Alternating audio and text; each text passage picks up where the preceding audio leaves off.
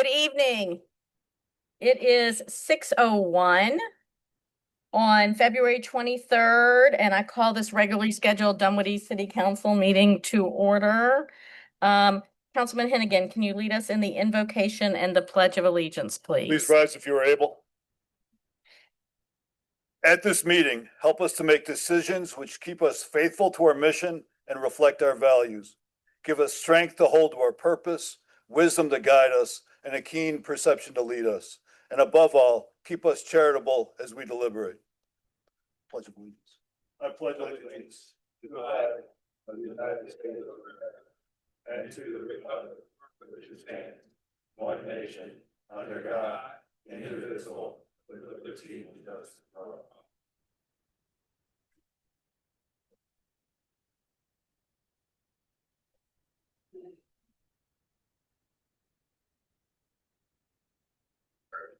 Oh. Yeah, 1 second. Just making sure my phone's off.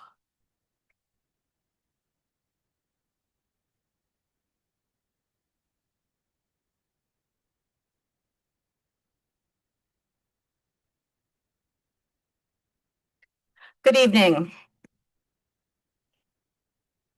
Yesterday, the Dunwoody Police Department lost one of our most dedicated, exceptional members of our team who has been here since we became a city. I would like to invite Chief Carlson up to say a few words about Major William Rusty Furman.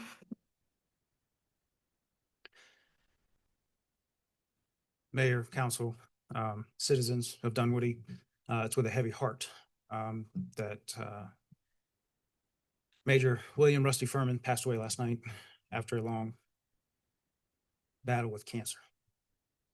He is one of the most resilient employees that I've ever had. Him and I started the community outreach unit together. When I was a sergeant, he was a patrolman.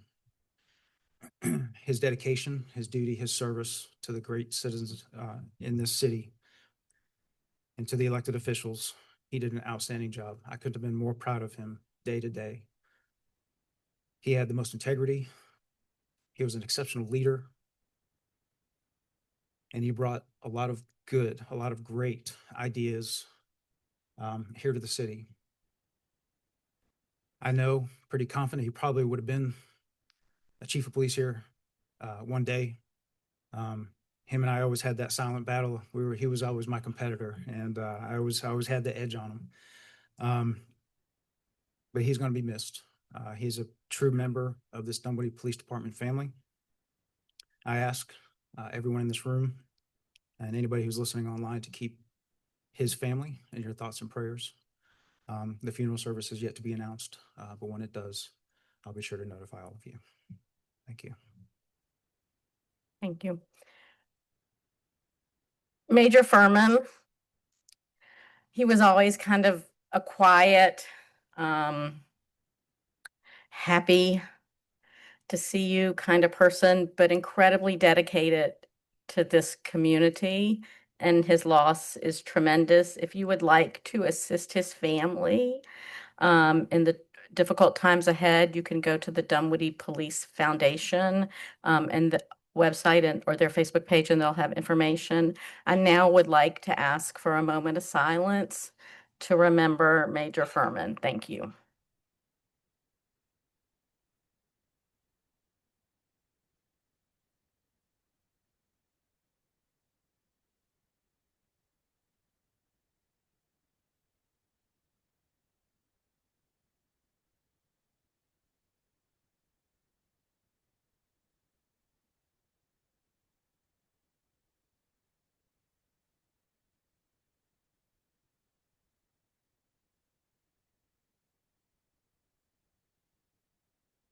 Thank you. Thank you, Mayor. In the upcoming weeks, also hold our police department. The members of our police department close as well as we traverse these difficult days ahead. Thank you. All right, public comments. We will have 30 minutes in this first session and 30 minutes in the session at the end. We do 2 sections of public comments. Each speaker will have 3 minutes. If you can speak your name clearly into the microphone, and the microphone is adjustable, we would appreciate, our staff would appreciate that. And with that, I will call the first card I have, which is Danny Ross. Okay, thank you. Danny Ross, sir, you just introduce yourself and you'll have 3 minutes. My name is Danny Ross. My condolences go out to the police officer. That's the sad news. I remember him well, and he served us well. And it's hard to lose one of your old timers, but he's one of the guys that helped us stand up the police force that we had. And I'm so sorry, and my condolences go out to his family.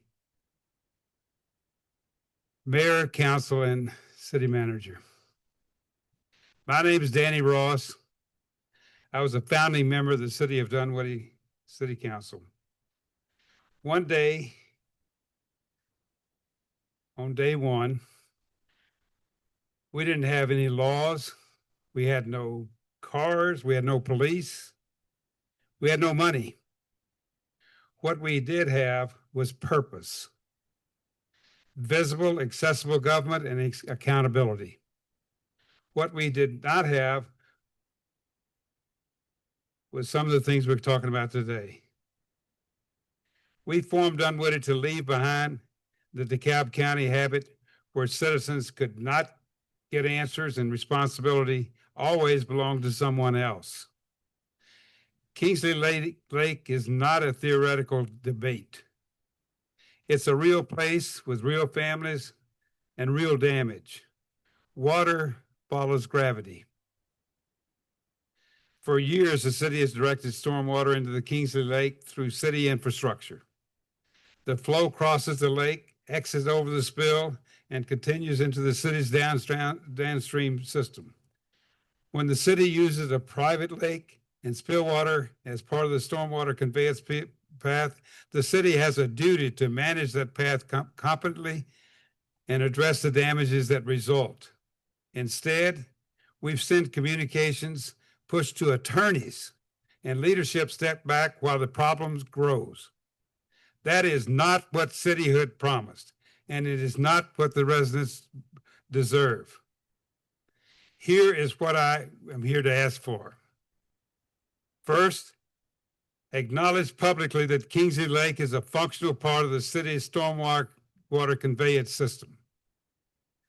Second, direct the staff to meet with the Lake Association in an open with clear authority to solve the problem. Third, commission an independent assessment of the flow impacts and damage the spillway and downstream, and commit to the repair plans with dates associated with it. Until a solution is implemented, stop treating this like a private inconvenience. You cannot route public stormwater through a private lake for years, which you had no contract to do that, rely on it to leak the city, and claim that it's responsibility of somebody else. Thank you, Mr. Ross. Thank you, and I hope we get some action out of you. Thank you. And Wait. lead. Thank you. And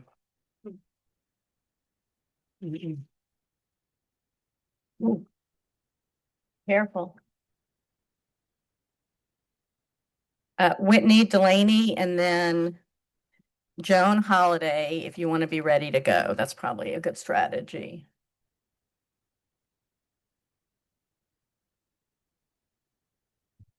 Good evening. My name is Whitney Delaney, and I'm the president of Kingsley Racket and Swim Club. Since 2015, the city has made a series of stormwater improvements throughout our watershed.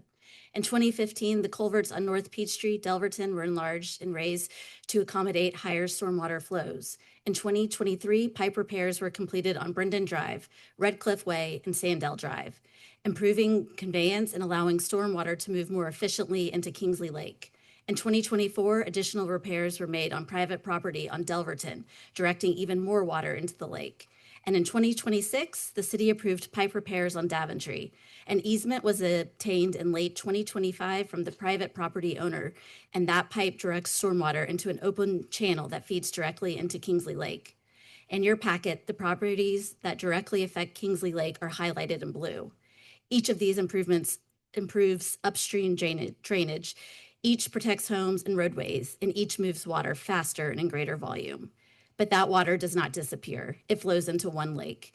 And when that lake fills, it's forced over a single emergency spillway located on Kingsley property. That accelerated flow is undercutting our hillside. So while the benefit of these improvements is distributed across a 600+ acre watershed, the burden is concentrated on one failing structure, one spillway, one hillside, one property absorbing the impact of the entire watershed. In your handout, you will see a sinkhole on private property at 5721 Bend Creek Road.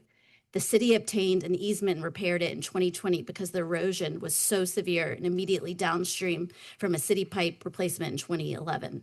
On the next page, you will see repairs at 5364 Redfield Drive for a 4x4-inch sinkhole in a residence yard. More repairs at 4734 Layfield Drive for a 3x4-inch sinkhole on private property. I do not have time to go through every busted pipe or sinkhole the city repaired on private property from 2017 to 2026. I started with 2017 because that is when the city's current stormwater policy was adopted. You can see the full list in the packet categorized by year. There are approximately 61 projects reported through Dunwoody's memos. Most are on private property. I imagine there are additional projects that did not require council approval because they were under the dollar threshold. So the question becomes, how does the city determine which sinkholes and failing pipes on private property receive easements and repairs and which do not? We are asking for transparency in how decisions are made and consistency in how they are applied. We are not asking for special treatment. We are asking for a clearly defined standard and for that standard to be applied consistently.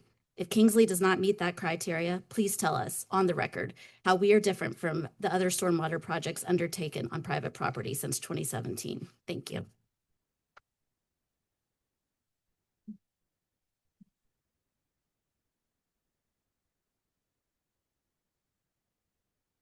Joan Holiday, you'll have 3 minutes, and then next up is Greg McCann.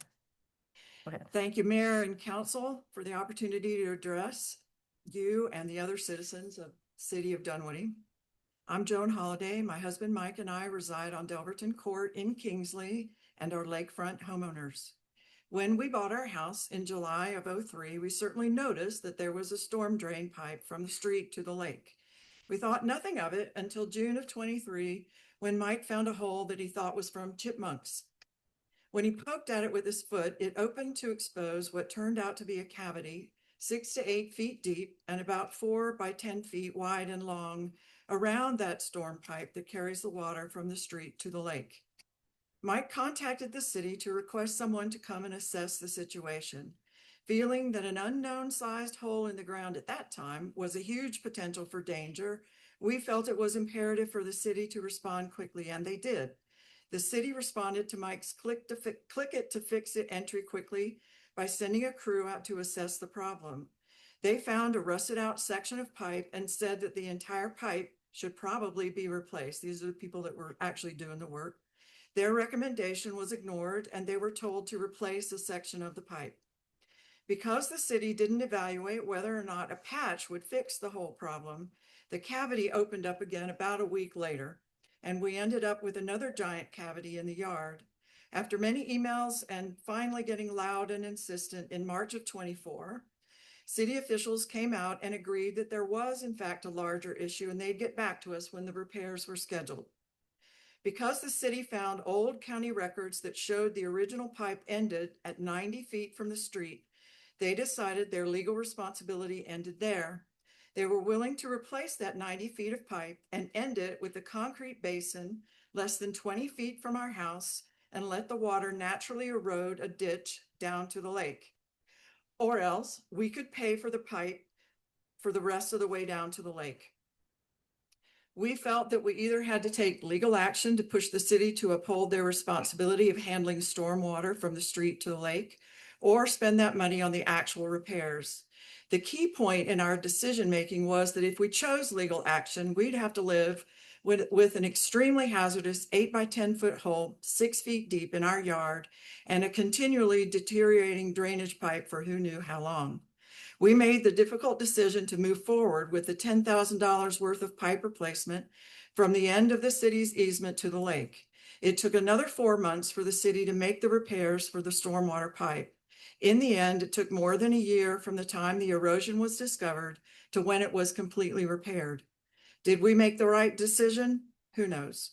We felt and still feel we were in the right for expecting the city to be accountable for maintaining the entire storm drainage line. Thank you. Thank you. Thank you.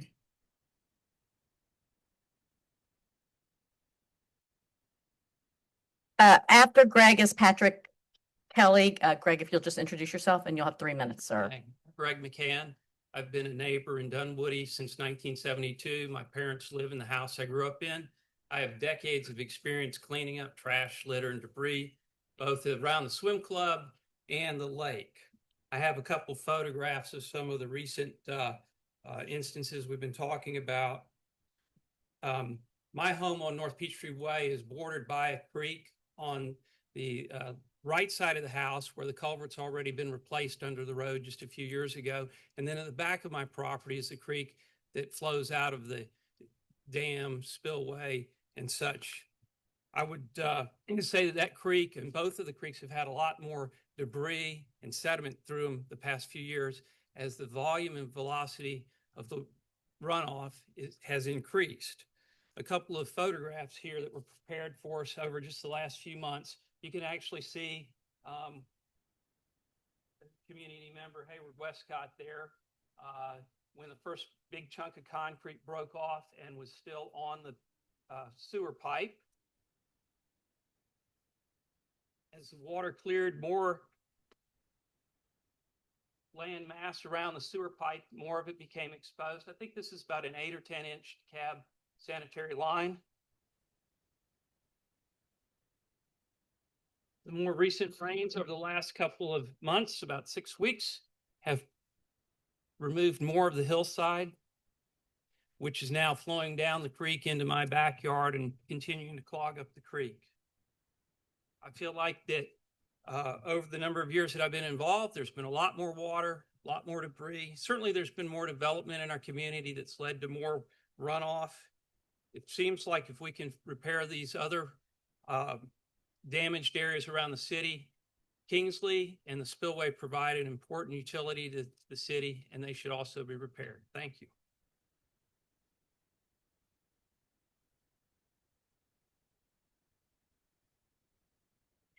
Patrick, if you'll just introduce yourself, you'll have 3 minutes, sir. Sure. My name is Patrick Kelly. No, you got to be in the microphone. Got handouts. Okay. Patrick Kelly, 2235 Sandcroft Court in Kingston.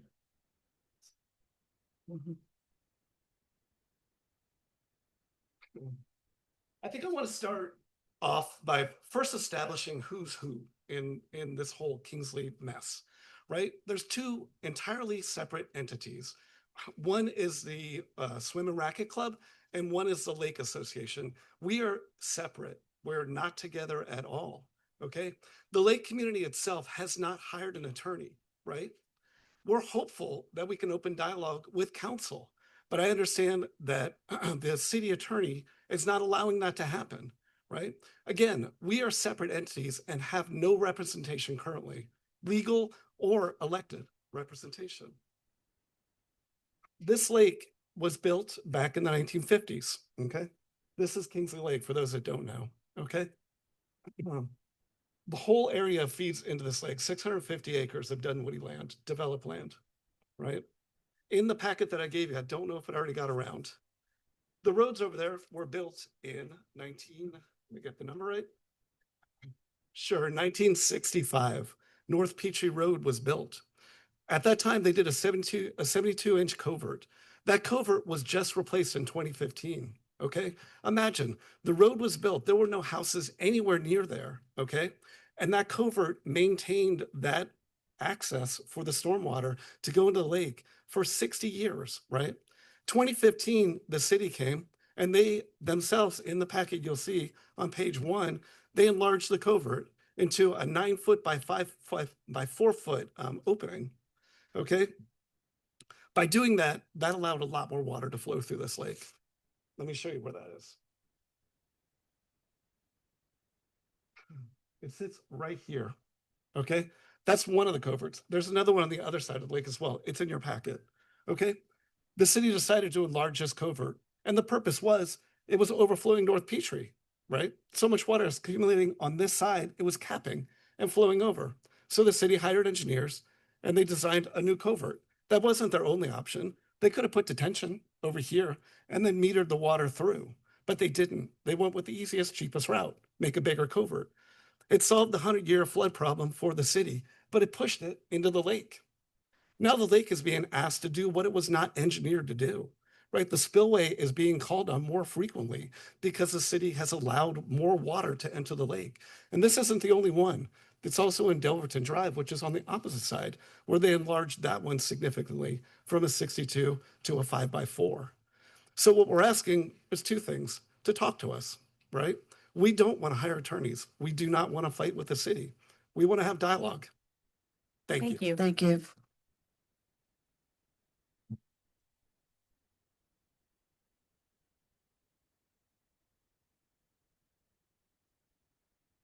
Lawrence Harris, I should have said that before, and then Michaela, and I apologize. I hope there's only one Michaela here. You know, you'll be next. Go ahead, Lawrence. Introduce yourself and you'll have 3 minutes. Hi, Lawrence Harris, lucky volunteer member of the Kingsley Swim and Tennis Club Board. My family and I moved to Dunwoody in December of 2005. So we spent about 2 years living here as part of unincorporated DeKalb County before the city of Dunwoody came to be. But even that short amount of time was more than enough to see what was and still is a significant positive change in the quality, proactiveness, and overall focus on local needs that the change to city government has provided. While I find it hard to believe that we've been here 20 years, there's no doubt that those who have served and continue to serve in this government have done an exceptional job making this a great place to live, and we are very grateful for that. But that comparison is also about what DeKalb County wasn't doing. They were failing at so many of the things that local government is supposed to do. Of course, local government should pave roads in a thoughtful and consistent way. Of course, local government should ensure adequate police and fire coverage for our population and geography. Of course, local government should invest in our parks and public spaces, local businesses and restaurants, and our historical places. And of course, our elected officials should be good and decent and ethical stewards of both our city finances and our community needs. My point in saying all of this is to make clear that myself and most of us here are not rabble rousers. We're not perpetually unhappy and angry, nor do we feel the need to regularly show up at city council meetings to express our views. We know the job is hard and compromises are required and priorities are difficult to manage. Personally, I give a lot of grace to you and others that choose this work because I know that the right thing to do depends on your perspective. But on this, that's not the case. Because of course, our local government should be leading when a major stormwater infrastructure issue occurs. Not just when the fix fits in the current budget, not just when 100% clarity exists for who's responsible for the issue and who's liable for the costs, and what a bunch of people did or did not do with construction documentation over 50 years ago. Local government leads here because you understand land use and stormwater and engineering and permitting and zoning and grant funding and navigating large and complex situations with various government entities, companies, and other disparate groups. What local government shouldn't do is write a stormwater management policy in 2017 that couldn't possibly contemplate all the historical issues and players and circumstances that came before, and then because of fear of litigation or liability or uncertainty, abandon the citizens who looked to them for support as they struggle to solve what is a serious and intractable challenge. But that's what this council has chosen to do. Months before, frustrated individuals touched by this situation filed complaints or hired attorneys to give them guidance, city staff and council stopped engaging, and we were left alone to try and untangle what is a 50-year mess of complexity and uncertainty. And that's wrong. Our purpose in bringing these people here today and sharing these details is because we have no way of knowing if all of you have been fully read into what's happening, how complicated the situation is, how long it's been coming to pass. We're asking you to leverage the offices that you hold to lead on this. Please work with us to not just find a solution, but the right, creative, thoughtful, and long-term solution for a worsening problem with a major component of the city's stormwater system that you're responsible for managing. Thank you.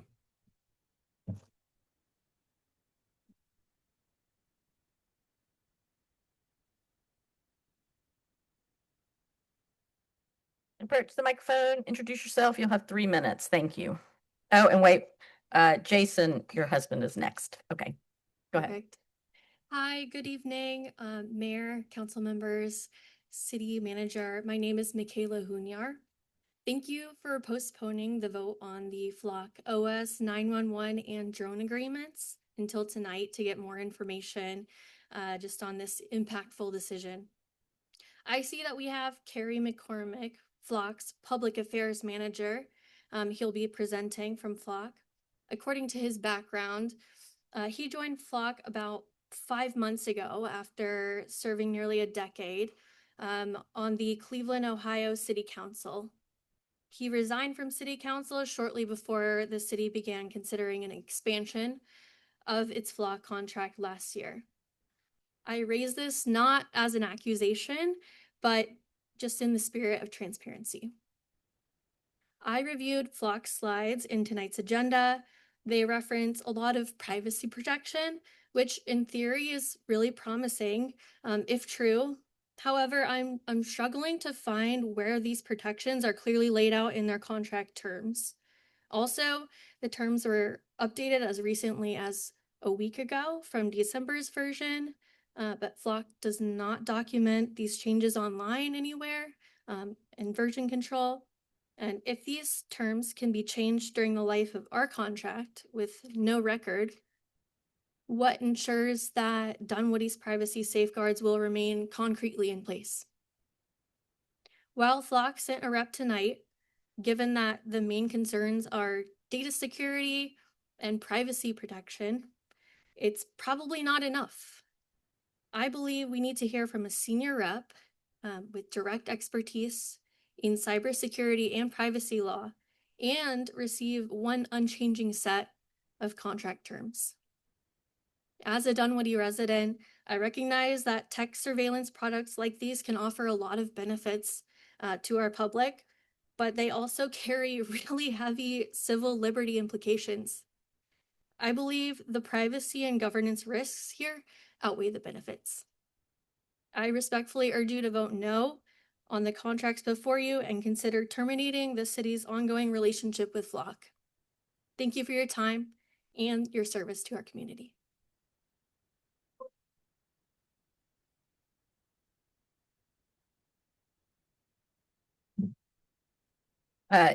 Jason, and then Hal Parrish, you'll be next. All right, so hi, City Council. My name's Jason Hunyar. Thanks, Michaela. I want to talk about two important things tonight: Flock's capabilities and their terms. It is of the utmost importance that you and the public know about the vast capabilities that Flock has and what our police department has access to. What Flock is going to show you in their presentation is an extremely narrow subset of the products that they offer and that Dunwoody currently has.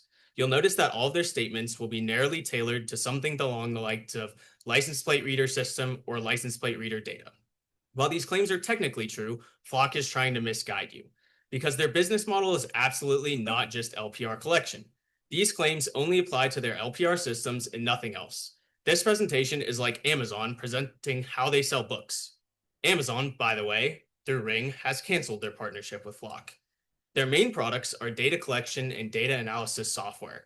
While yes, a fraction of this is LPR data, the rest of this data comes from AI video cameras, which we have over 400 spread throughout Dunwoody, microphones, drone footage, our 911 calls when you call into the 911 center, property records, private cameras, credit history, and health records. Their newest softwares, Flock Nova and Flock Freeform, explicitly are to track people. I'll just quote Flock on this one. Freeform, Flock's AI-powered search tool, now works not only on owned LPR cameras, but also on shared ones. It also supports video searches, meaning you can now search for characteristics on people. For example, man in blue hoodie with backpack, just like you would search for vehicles. You can even set alerts on these searches, think person in orange vest, so you're notified in real time that there's a match. Orange vest, by the way, was in their quote. This brings me to their terms. I know you've previously got my email about them, but they really removed "we do not sell customer data" the second footage and metadata was included back in the definition. There's literally zero harm in them including the statement if they don't intend to sell that, so why did they take it out? Having a license to use our data perpetually is essentially ownership with one extra step. They have also removed all guardrails about training AI tools on our data. There is no data traceability once you put something into an AI system. And once again, we have absolutely zero control about what products they have or are planning on creating. They upgraded all of our license plate reader cameras to video cameras without letting you know. They're not even being honest with you about the products the Dunwoody Police Department has tonight. If they are a public safety company and we're not the product but the customer, there would be absolutely no issue with us legally opting out of data sales or training, whether it's footage, metadata, aggregate data, or any version of it.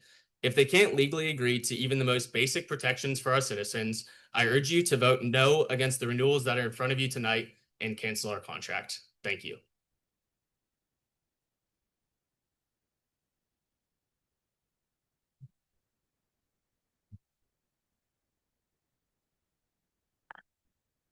Mr. Paris?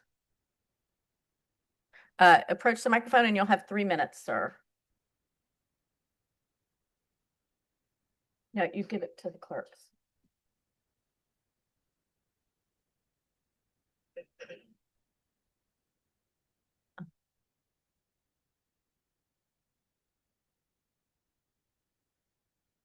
Mr. Paris, go ahead and start, please. Hello, my name is Hal Paris. I've been a proud citizen of Dunwoody and a member of Kingsley Lake Association for 20 years. I love Dunwoody and all it has to offer. I thank the City Council and the contributing departments. I stand before you to discuss the city stormwater drainage as it relates to the destruction of Kingsley Lake spillway. In order to comprehend the size and the complexity of the city's storm drain system, I found an interactive online Dunwoody smart system. The first page of the handout that I gave you, which is the one on the far right, your far left, is a detail map that shows the individual green dots that are by itself a storm drain. There are hundreds and hundreds and hundreds. And there you see where Kingsley Lake is in relation to all of those storm drains. The second page here is a blow up of the same map system where you see 11 storm drains that dump into the Dunwoody Lake or Kingsley Lake. At the spillway, that's the only way the drain water can come over. There is nothing supplied by the city to drain the water out of the lake, not one. The Kingsley Spillway was constructed in late 1960s when what is now Dunwoody was a rural area with certainly less housing, streets, and storm drains. Over the last 60 years, the stormwater flows into the lake has only increased. Storm drain diameters have been intentionally increased to accommodate additional city drainage in recent years. The lake has served as a retention facility or a bucket to receive stormwater, but of course it's not an unlimited water repository. The destruction of the spillway is clearly one of soil erosion, which has undermined the spillway, resulting in fracture and collapse that you saw in some of the other posters that were shown to you. The cause of the spillway is simply increasing flows and velocities over the years, which services the 650 acres. The inflows now exceed the capacity of the outflow, causing the soil erosion and ultimate spillway. Without a doubt, the spillway needs to be repaired and potentially redesigned. In its current state of disrepair, the spillway is a dangerous structure to children and citizens of the city.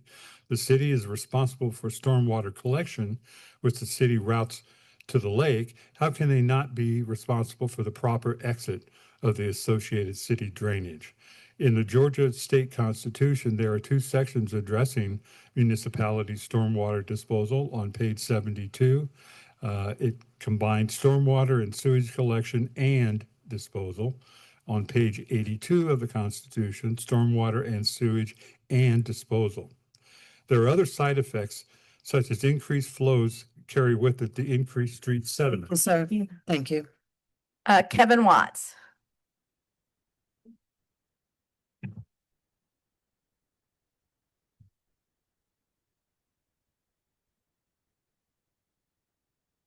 Go ahead, you'll have 3 minutes, sir. Okay. Hello, I'm Kevin Watts, and I'm in support of the flock camera system. I've lived in Dunwoody for 26 years, and I've been in Ashford Chase, HOA president for 4 years. Flock has been instrumental with solving at least a couple of car break-ins in our neighborhood.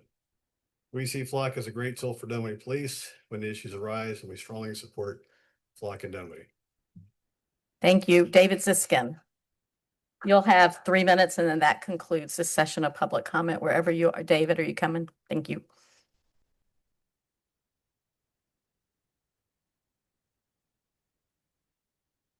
Good evening. My name is David Ziskind.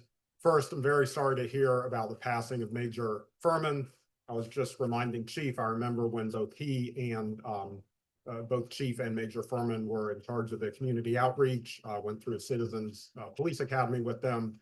So very sorry to hear this passing. Mayor Deutsch, members of council, as part of its student assignment project, DeKalb County School District has proposed closing Vanderlyn and Kingsley Elementary Schools. Let's be clear about what this means.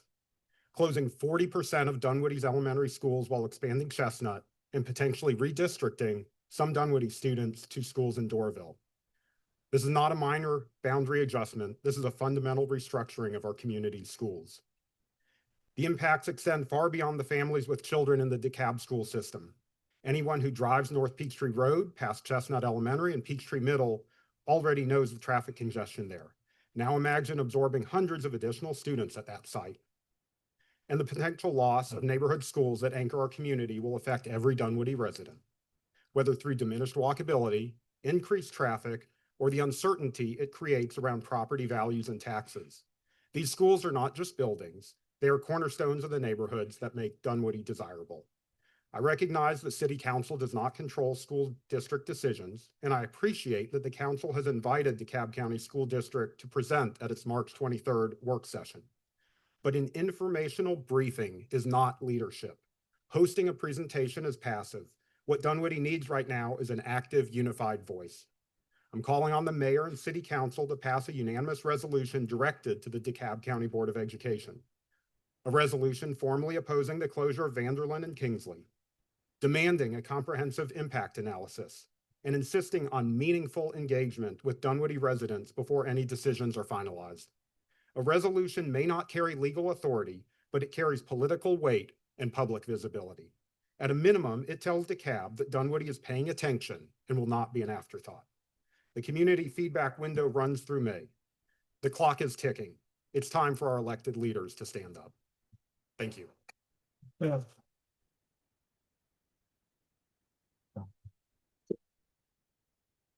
That concludes the first session of public comment. We've hit more than 30 minutes actually, and we will have another session at the end. If I'll go through the cards that I have at that point, and of course, if there's time, there'll be room for more cards or more people to speak.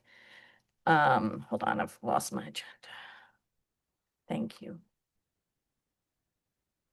All right, public hearings. Oh, wait, I'm sorry. Don't come, Madeline. Eric, I was going to ask you to make some clarifications about some of the things we heard tonight, if that's okay with council. Can I have a point of order? Thank you. Go ahead. Okay, all right. Thank you, Mayor.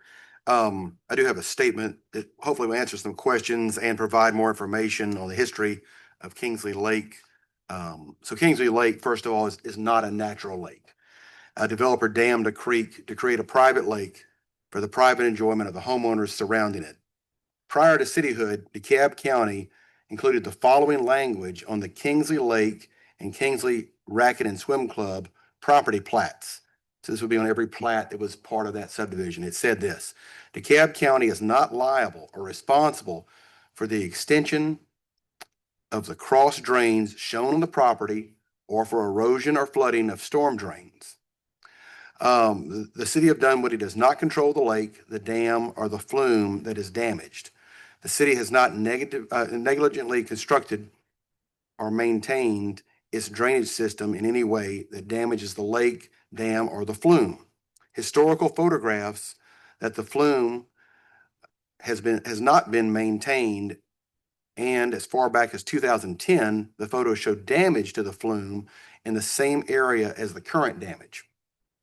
This is private property that the general public does not have access to, and the city of Dunwoody is not responsible for repairing this private property. The stormwater fee that is collected by the city and used to maintain and repair stormwater infrastructure for two primary reasons. Number one, stormwater infrastructure located adjacent to and under the public roads must be maintained and repaired so that the general public can continue to use those roads. Number two, stormwater infrastructure impacting public properties must be maintained and repaired so the general public can continue to have access to those properties. There are certain properties in the city where recorded plats required DeKalb County to maintain stormwater infrastructure on private property because the property was in a special stormwater tax district. When the city was formed, the city assumed this responsibility from the county. Redfield is one of those particular properties, but Kingsley Lake and the Flume are not. The city meets all state regulations regarding stormwater management. Given the pending threat of litigation, the city will not comment further on this matter at the time. Thank you. Thank you. All right, now Madeline.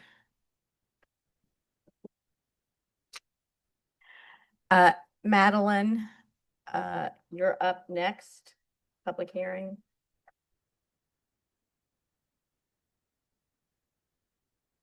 Good evening, Mayor and City Council.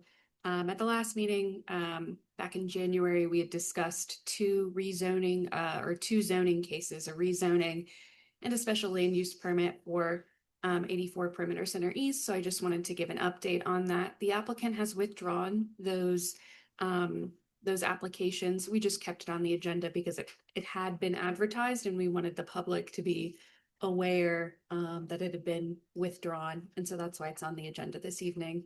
And the applicant is here if you all have any questions regarding the withdrawal beyond what he provided in the letter that's attached to the agenda. Thank you for your time tonight. Does anyone have questions? I'm just going to check because it was advertised as a public hearing. If there was anyone here to speak for or against this application and still wants to, we'd be glad to hear you. Okay, I don't see anybody. So with that, what do we do? Do we just accept the withdrawal? What's the action we have to take? My understanding is there's no action Okay. required. Thank you. Thank you. Okay. All right. Eric, there's no, is someone going to introduce the speaker of this next, the flock safety presentation? Chief Carlson is. Okay, thank you. Good evening, Mayor and Council. At your direction, you have received some concerns from the community regarding to the platform of Flock that we use for our investigations and through our real-time crime center. At this time, I'm going to call up Kerry McCormack. He is a Flock representative. He was going to give a presentation to all of you and be open for questioning. I will, of course, I'm going to be here as well, and Major Patrick Krieg is here as well to answer any additional questions that you may have regarding our use of it once Mr. McCormack is done. So I'll call him up to the stand. All righty, good evening. Let me get this up and running. Okay, great. Alrighty, Mayor and Council, thank you so much for having me this evening, and members of the administration. My name is Kerry McCormack, and I am on the Public Affairs team at Flock Safety. I am based in Cleveland, Ohio, and I cover the Eastern time zone of the U.S. for Flock on our Public Affairs team. So our mission is to go out into the community, both councils, mayors, community groups, organizations, and to talk about our company and our products for an informational purposes for our company. So I'm going to give about a 10-ish minute presentation and then more than happy to answer any questions. So just a snapshot of our company. So Flock is an American company. We were founded and are still currently headquartered in Atlanta, Georgia, so nearby. We've got about 6,000 community partners across the country. So we work with folks in small towns, big cities, in 49 states across the country, with the exception of Alaska. We also have about 1,500 businesses that we work with. And these can be from HOAs to small mom and pops to retail, larger retail locations as well. So tonight, one of the most common products that we sell is the license plate reader. So we're going to review that. So our license plate reader technology is a tool for law enforcement across the country. We're very clear. We do not replace law enforcement. We help them do their jobs more efficiently and more accurately with objective evidence. So what a license plate reader is that it's a camera that faces a public road that takes a photo of the back of a vehicle. And what it captures is the license plate of the vehicle as well as the back of the vehicle. And why that's important is because the majority of crimes across the country are committed involving a vehicle. And so what this does is two primary ways that your police department will use this. First, they will either they'll upload a license plate to the system. So why would a license plate be in the system? A license plate would be in the system if it's involved with a missing person, so a child or a senior citizen that's gone missing, or connected to a crime. If a license plate that passes the camera is connected to one of those items, either a missing person or a crime, it sends an alert to your police department to say, hey, that vehicle that is tied to a missing person or a crime just passed at 1st and Main Street. So that is the information that it will provide to your police department. It does not provide anything about the individual in the vehicle. It does not provide BMV access. Just like communities that do not have license plate readers, your law enforcement officers are still will still go through their process of identifying that license plate as well. So it's the same process for those who do or do not have license plate readers. Your police officers still have to run the plate to gain information, whether there are warrants or things like that on the plate. If you drive by a license plate reader and your plate is not connected to a crime or to a missing person, your police department will get no notification. Additionally, police departments use it for crimes that happened after the fact. So they can go into the system and say, this license plate was associated with a crime. And over the last 30 days, and we'll talk about that data in a minute, they're able to see if that license plate specifically related to a missing person or a crime past one of those cameras. Okay, this is the alerts. So again, if a plate goes past one of the cameras connected to crime, missing person, it will alert your police department. This is going to be extremely helpful, and I'll just kind of give it an example of why this is helpful. Let's say there's a purple Toyota license plate ABC123 that was involved in an armed robbery. What would normally happen without this technology is that a roll call or something of the nature, your police officers would be told, hey, there's a purple Toyota ABC123 that was involved in an armed robbery. Your patrol officers would then go out and spend days, weeks, months, and if they're able to locate that individual, it's a very cost-intensive and labor-intensive exercise.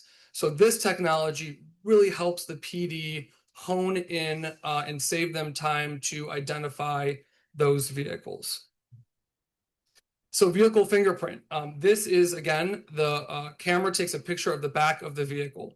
Why is this important? If you talk to your local police departments or sheriffs or state police, frequently when folks are especially involved in chronic crime, they will take their plates off, they'll switch their plates, they'll have a plate guard on there as well. So the product takes a photo of the back of the vehicle, identifying things like the make, so Chevy, sedan, black, bike racks, top racks, toolbox, things like that. So it essentially takes a photo of the back of the vehicle to identify those additional features in the case that a plate is off or switched. So our night vision, this product is what it sounds like. So the cameras work at night and they're able to capture the plate and the features of the vehicle in the evening. So privacy and transparency. So we're proud of this tool in helping police departments find missing people and solve crime. We also know that it is important that privacy and transparency are built into this product. We fully understand that while folks are committed to public safety, they also very much care about transparency and privacy in their community. So with that, I'm going to review, there's a lot on this slide, but I'll walk through it. So on the left-hand side, the white section of the slide, it overviews some of our core principles of privacy that are built into the product. So 100% of the data, which is the photo of the public license plate, is owned by our customers. So you own that data, and it is never sold. So we don't have that in our model. It is written into your contract. We do not sell data. So you might think of a social media site or some other site that will aggregate customer data and sell it to a third party. Flock has never done that and does not do that.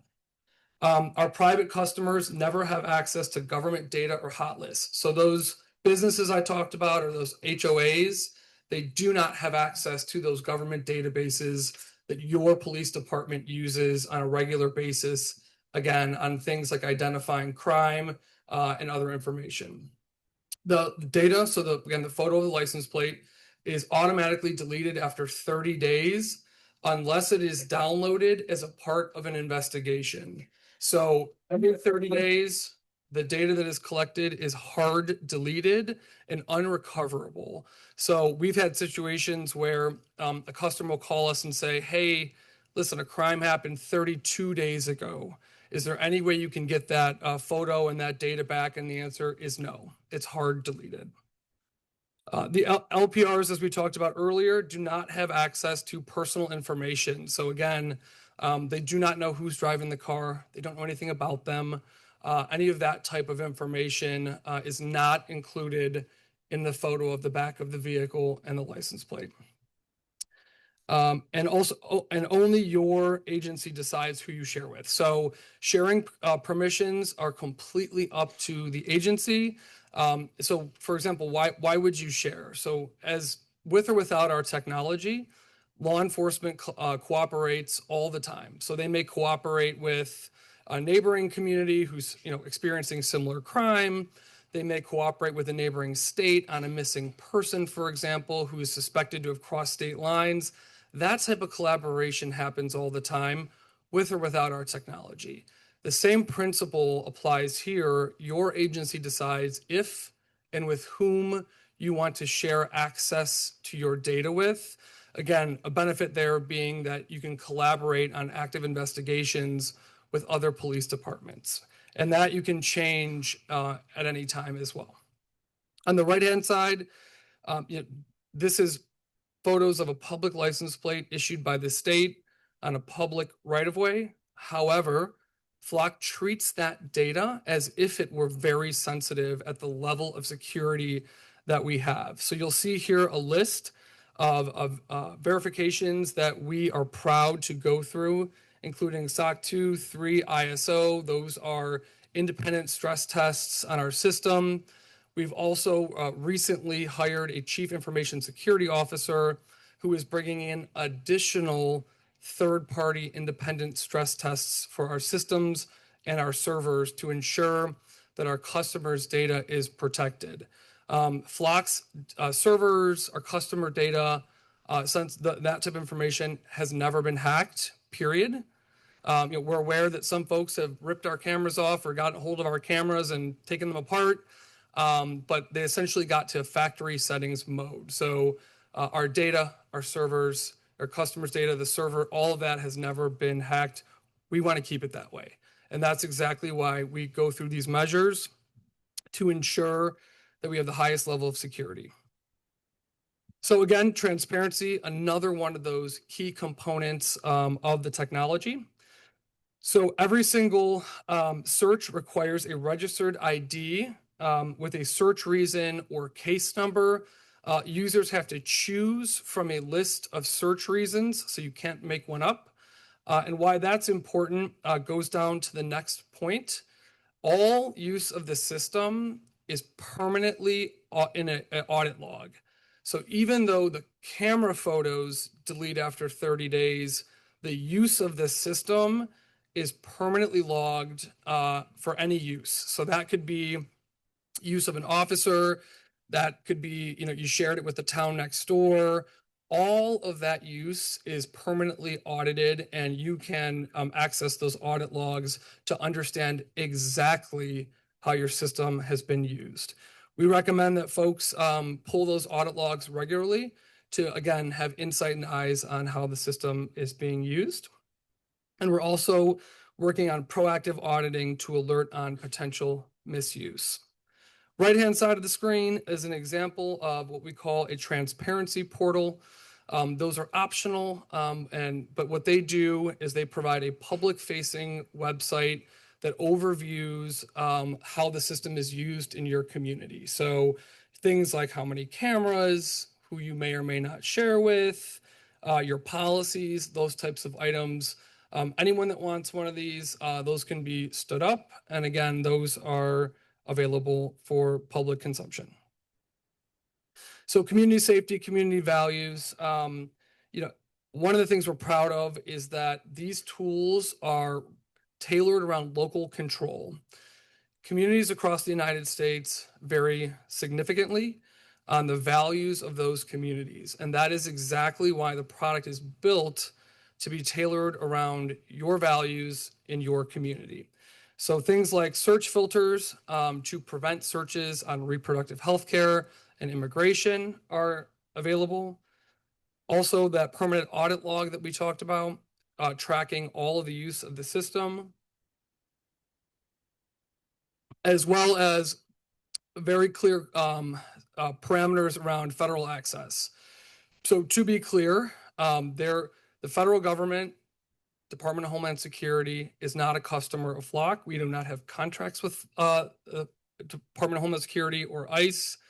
And the only way that a community would engage them at all is if the local community proactively reached out to that organization or any organization to share information. So by default, those sharing relationships, any sharing relationships are not on.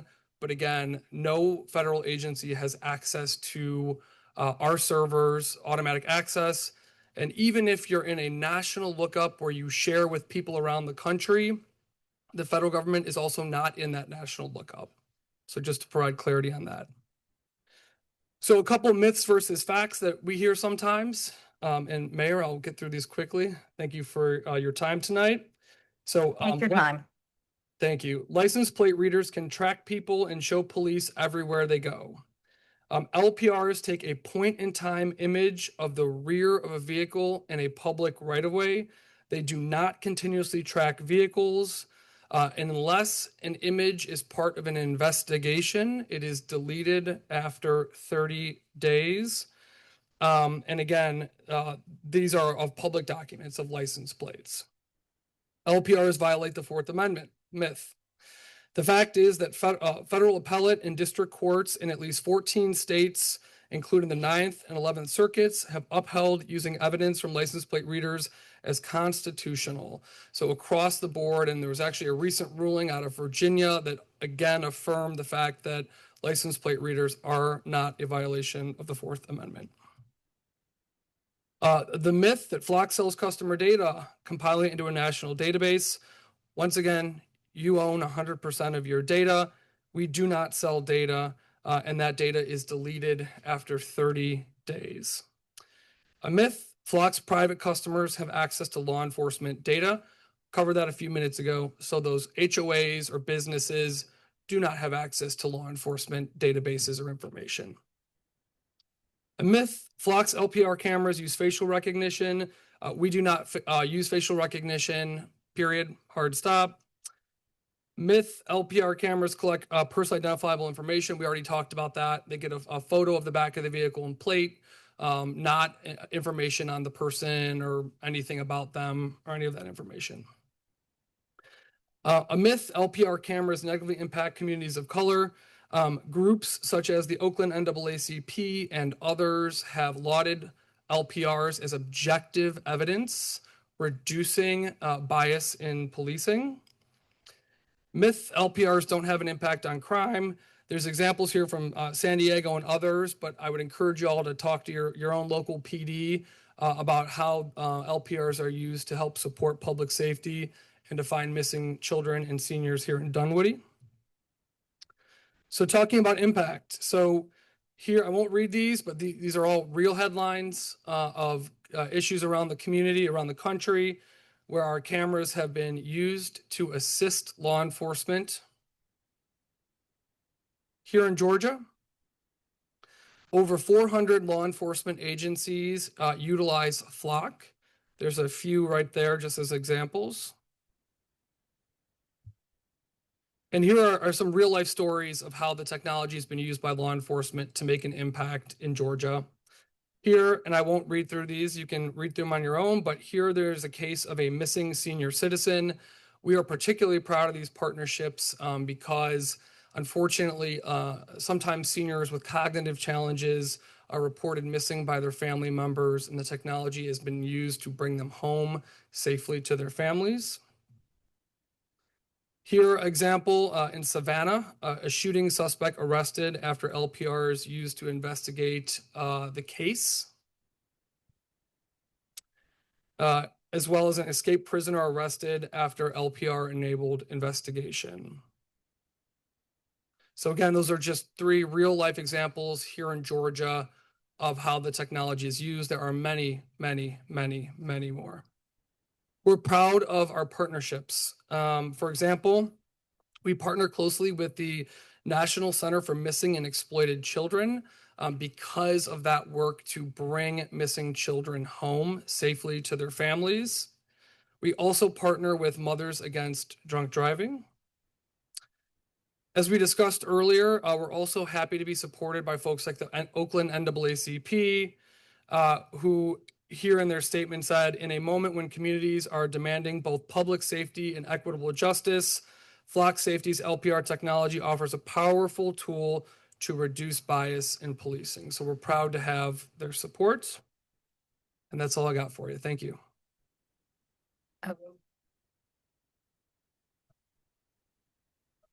Hi, hush, please. Yeah, I'm Southern, sorry. All right. I think we're going to have questions from council now and perhaps questions at chief. Who would like to start? Councilwoman Lautenbacher.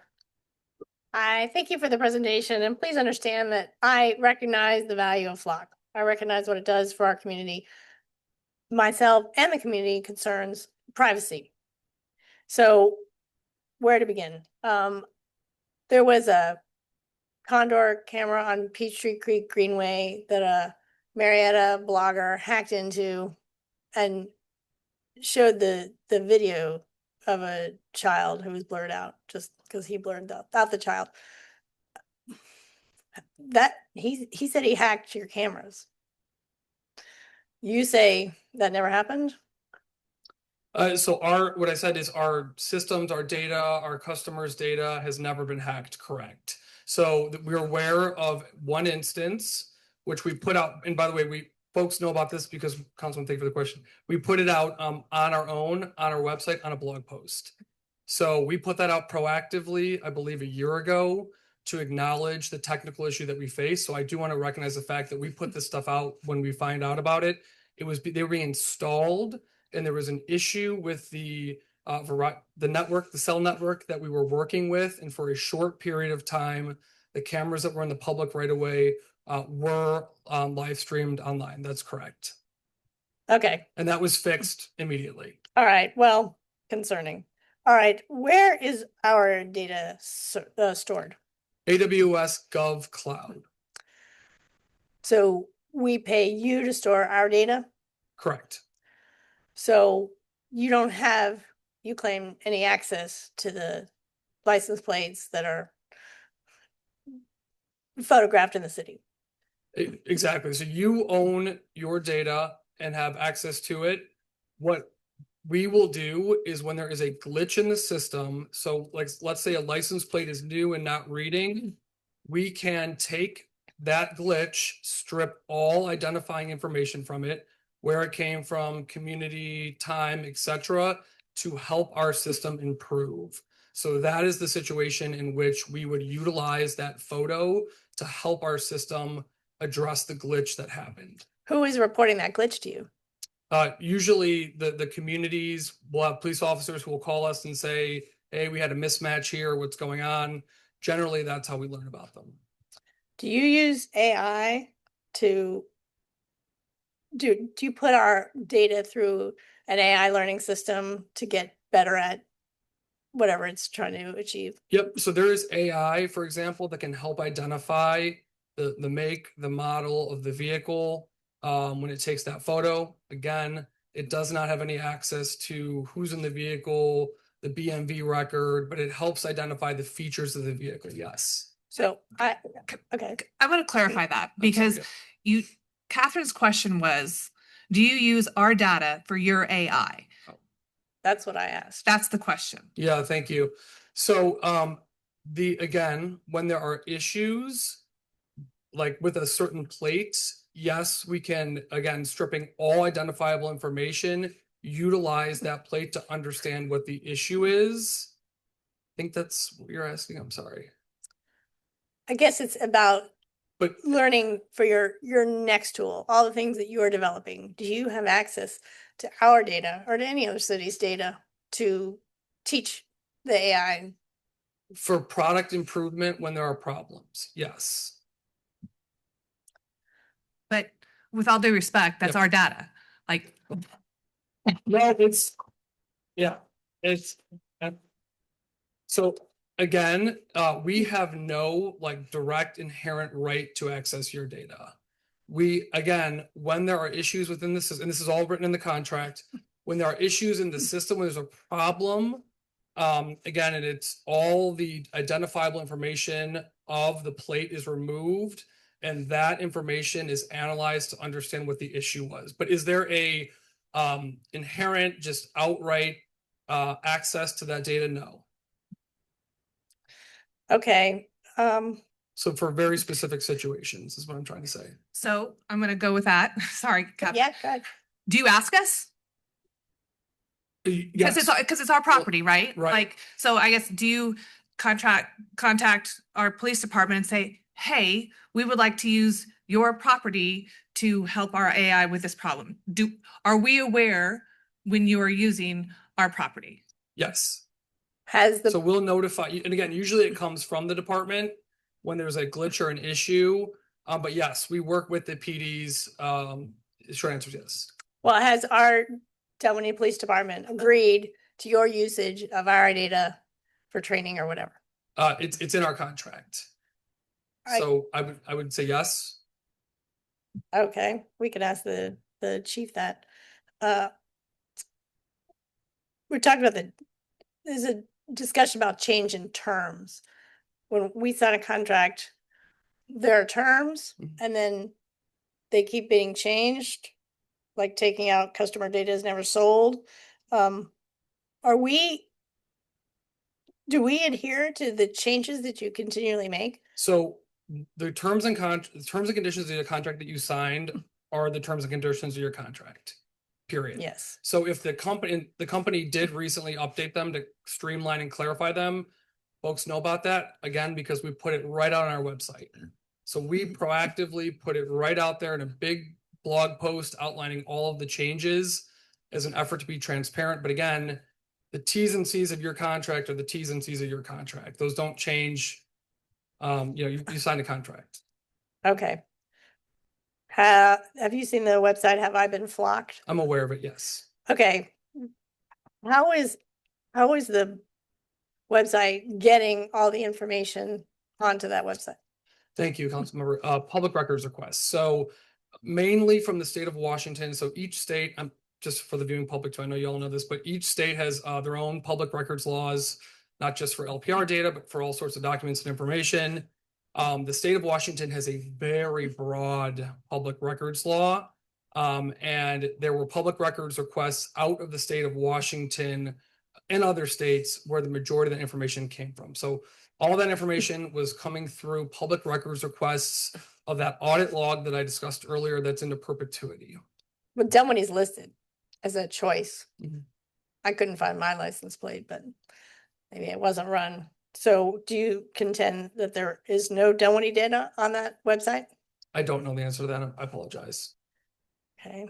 But so if I could, Councilmember, just really quickly. Yeah. So if Dunwoody were in a partner in a sharing relationship with a community and there were activity, so let's say that community, Atlanta, I'll just use for reference, worked with Dunwoody to access a plate related to a crime in Atlanta.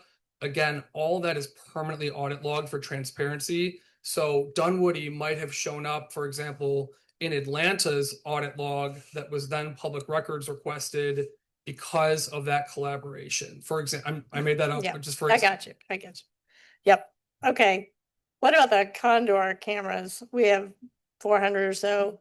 They can do facial recognition. No, They can do white guy, black guy. no. So what they do is, for example, if you have a park that closes at 9 p.m. and you want to be able to see if there are humans or people walking in the park, they can alert, and this is all stuff that, by the way, you have to turn on. So they can alert your PD, hey, there are people in Main Park after 9 p.m. when there aren't supposed to be. So that's what it identifies. Or a vehicle in a parking lot that's not supposed to be there. But it does not, does not do facial recognition, can't tell who the person is, anything like that. So if I were to search that data, and that is video, is that correct?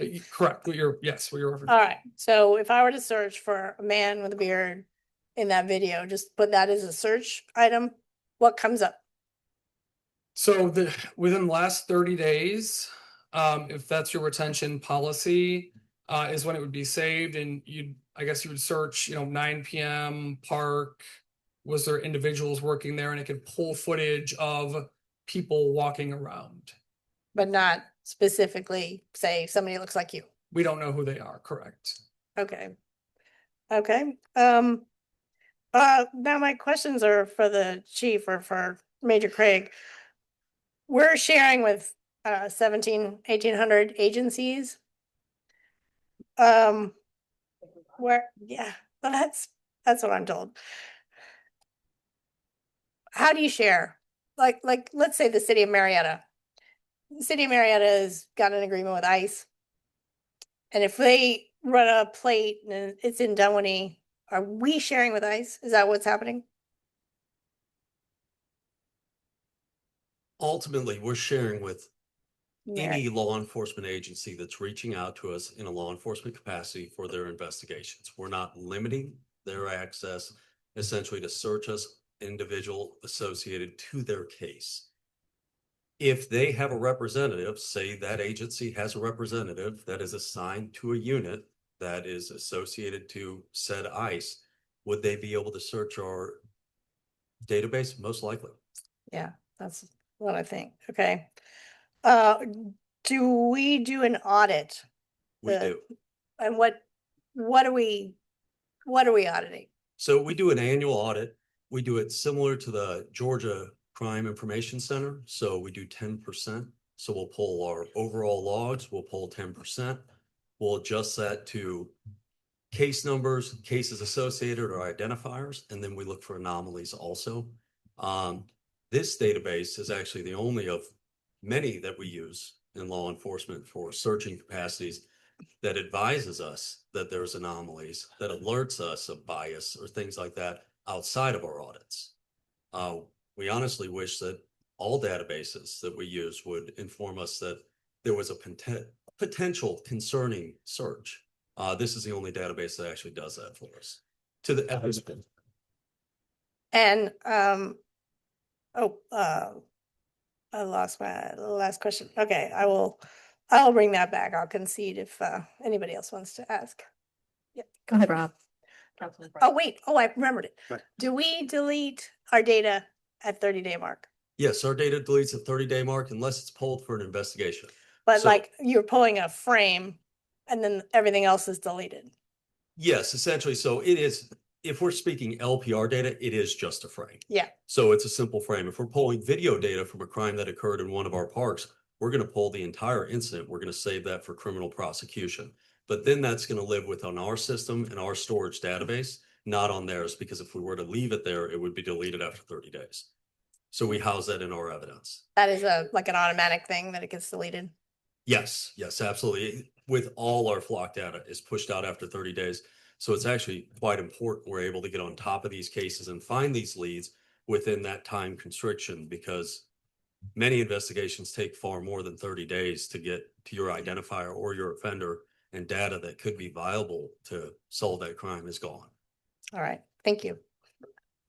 Since you're up there, I guess if you could maybe share some numbers just so we have an idea of how ubiquitous this technology is, maybe how many LPRs we have in the city.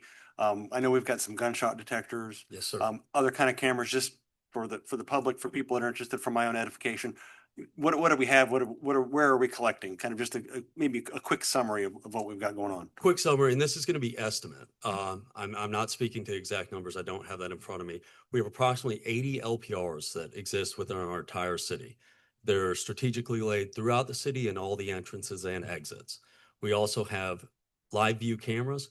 I believe that's around 25, but we also have integrated every Genetec camera and access camera that the city owns to include our traffic cameras, so we can see our intersections and what's going on. That's included into our real-time crime center. It's not a flock product, but we've integrated it into our product so we could see it. It's separate, but it is cameras to speak to. We have gunshot detection. We cover a lion's share of our 40 beat and PIB area, and we cover PCID with gunshot detection. So if a gunshot is to occur, we are notified well before a 911 call hits our dispatch center. To include, we have at one point we were running a live 911 product. We're running a flock 911 product at this point that feeds that 911 call directly to our officer and our real-time crime center, so our officers can self-dispatch prior to waiting for that dispatch time. We have trailers. So we have trailers that are affixed with cameras. So those trailers are put at special events, lemonade days, 4th of July parade, and upon private partner that's looking for assistance. That would be Lazy Dog, Perimeter Mall, and areas that might have a fair amount of property crime where they need assistance and they can't deploy cameras to pretty much address that issue. We also have a drone as first responder. We've started running that late into last year. That has been running, I would say, and don't quote me, but I believe 6 to 7 months throughout our city, and has been quite successful. I think I've covered it. I hope I haven't missed anything. Thanks. Next question. I know I've asked this to the chief before, but just for our own internal use, we have policies for who can access and how they access, and those are publicly available, correct? We absolutely do. Okay. And then the gentleman who was giving the flock presentation mentioned a transparency portal. Do we have anything like that specifically related to the flock? Yes, we are going to stand that up. I just learned that the other day. Right now, we only have on our transparency page, we have it for our drone. But after speaking with Carrie, yes, we are going to incorporate that into our website. All right. And while I still have you up here, I just, prior to the meeting, I pulled up crime stats for 2024 versus 2025. And I know I've talked to you about this before, but everything is down quite a bit in the city. Can you speak to the role of technology in helping with that or not, and how it has impacted those statistics? Yeah, absolutely. It's a deterrent. Every surrounding jurisdiction around here has it. Carrie alluded to how they're switching tags now because they know of technology. It has been extremely instrumental in giving us those solvability factors. Double homicides, the shooting at the mall. We saved a lady's life that was in a mental health crisis with our drone first responder. It is a direct reflection because criminals know. They know what jurisdictions they're coming into and how to defeat our technology. That's when they do it, then when they switch the tags. So yeah, it is a deterrent. As Major Krieg pointed out, we put the flock camera to Lazy Dog. And we had an issue with entering autos there. It's a deterrent. We have a blue light on there. And not only that, with our special events, it seems like every year our special events get bigger and bigger. We need the technology to cover that where our eyes and ears can't be everywhere. So that's why we deploy the trailers. We deploy the drones to check rooftops. It's the society we're in right now that we have to take these steps for the safety and security of the citizens here. And then I don't know that you can answer this next question, but there was a gentleman from one of the neighborhoods that mentioned that they had private flock use. Do you have a sense for how much private flock use is occurring in the city? And how, if in any way, data collected by those systems is integrated? Do you have access to that, or is there a firewall between those two pieces of information? So many HOAs or private businesses will go into contract with the flock LPR through the idea of the partnership with their local law enforcement. So they will fund and put that camera in place and allow us access to that information so we can additionally protect their neighborhood. So if they want to know if somebody who is entering their neighborhood at 3 a.m. is wanted for burglaries or entering autos, and they want our officers alerted without observing the person enter their neighborhood, they'll get that straight to their MDT in their car, and they can be en route without being dispatched and potentially prior to a crime occurring. And those agency or those entities have their own data retention policies, I'm assuming? And I have no part Yeah, of I'm it. just. I can't speak to that, but Yes. I could only assume. I probably have more questions, but I'm looking through my list here. Since y'all were standing, I wanted to ask. You want me to go to somebody else? Yeah, go ahead. John, and then we can. Thank you for the presentation. Much of your conversation today, gentlemen, were all about LPRs, but on the agenda today, we have two issues. One is drones and one is the OS 911. And I'd like to have some background on the security, transparency, and what those products are so that we can vote intelligently in the next half hour, whenever it comes up. Tell me more about the drone system. Sure. The technology, the security, the safety of it, how long those videos are held, deleted, things of that nature for both the drone and the OS 911. So the two products, I'm going to let Major Krieg speak on the OS 911 a little bit more. He knows more detail about it. But for the drones, this really is just a renewal agreement with the PCID, Permanent Community Improvement District, because they have partnered with us by getting us shot detection LPRs here in the PCID area. And they're also funding an additional drone. So as of right now, as I've said to you, our side of the city is not covered by drone, because by the time our drone that's located here gets over there, it's got to come back for another battery. So we're going to have another station out there so we can cover down to the PIB area as well. Our Flock 911 system, very advanced. We've been using Prepared 911. The Chatcom did not want to go with that, so we went with the Flock 911. We were testing and evaluating that for several months, and it has proved very beneficial. And what Major Cree was talking about is we hear the 911 call come in immediately. And so what's happening is that our officer that's in the real-time crime center, if it's a crime in progress or a violent crime, she is self-dispatching. By the time the call taker puts in the notes, sends it to dispatch, and the dispatch sends it to us, we're sending it automatically while the call takers are still taking the notes. So that has proven very beneficial, and it also has reduced our response times to those critical incidents.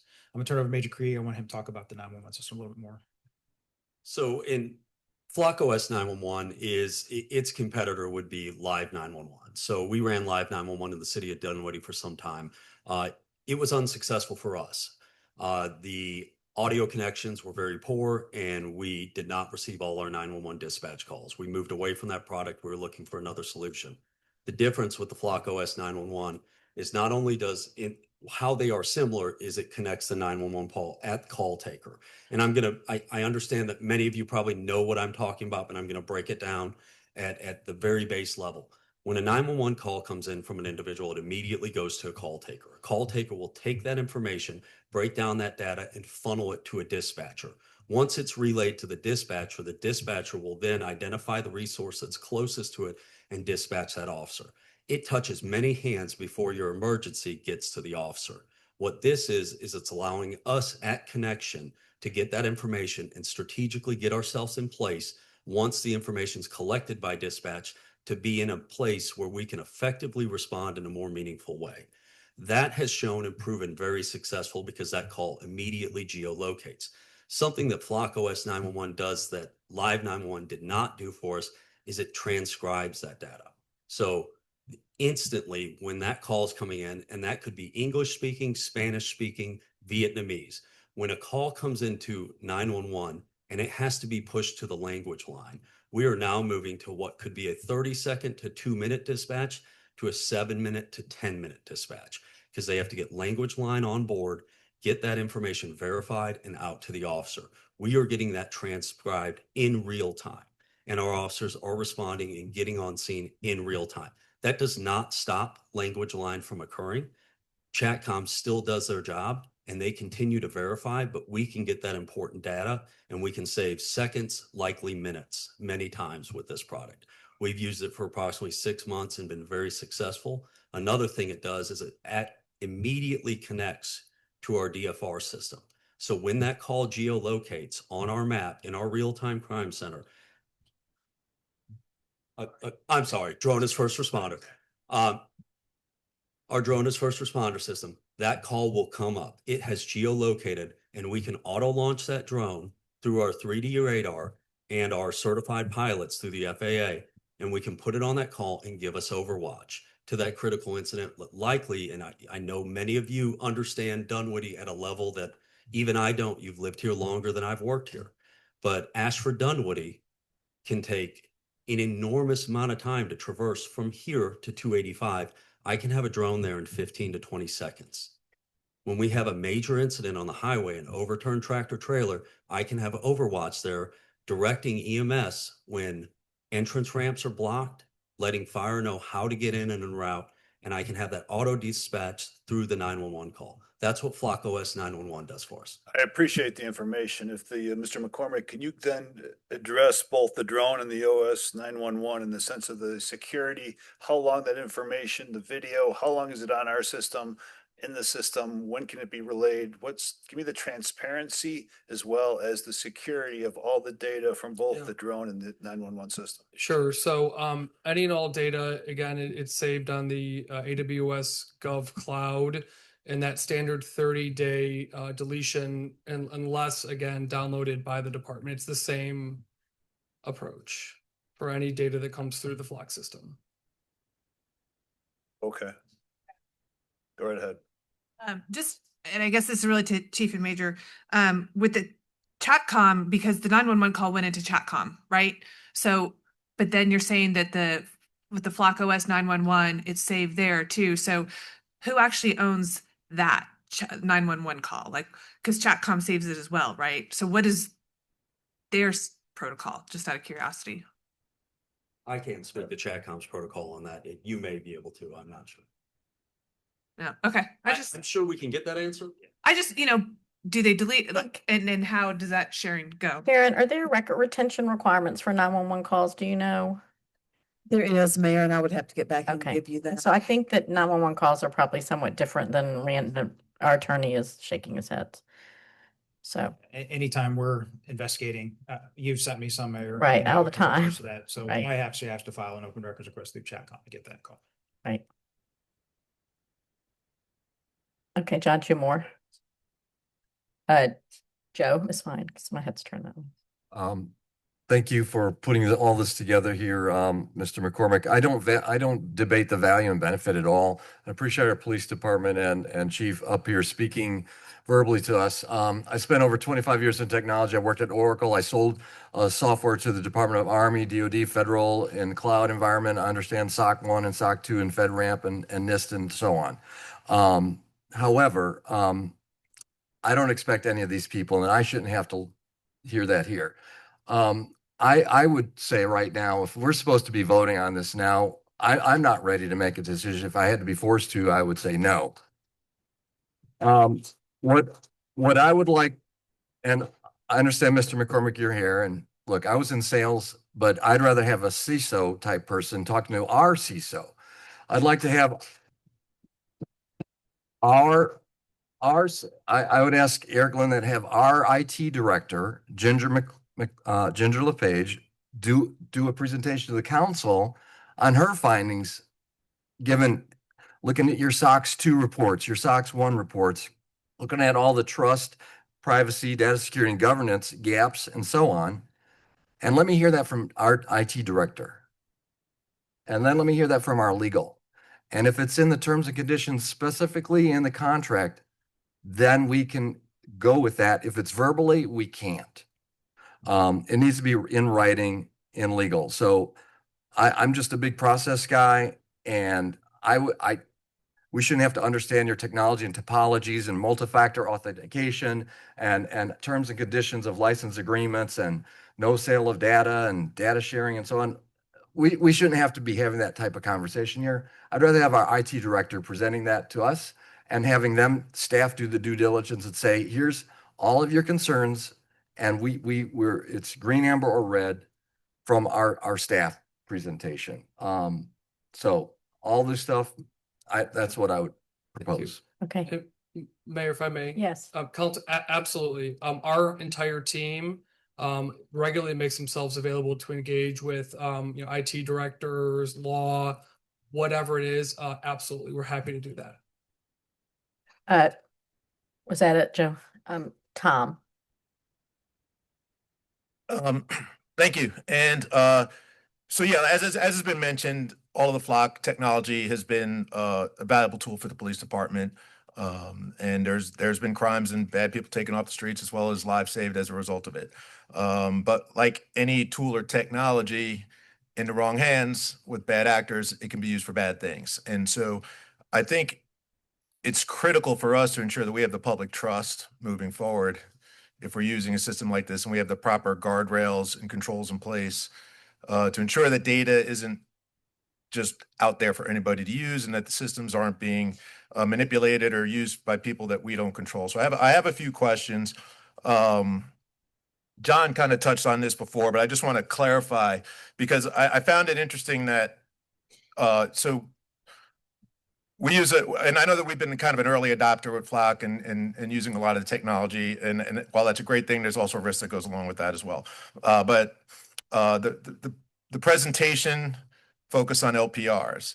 A lot of the information on your website is specific to LPRs, but there is a ton of other products and services that are collecting data, and everything just seems to focus on the LPR. So I just want you to clarify 100% that the data collection policy is across the board, that data from all of your technologies is not being shared and is subject to the same 30-day retention period, and that the ownership is strictly with the city of Dunwoody or whatever agency is producing that.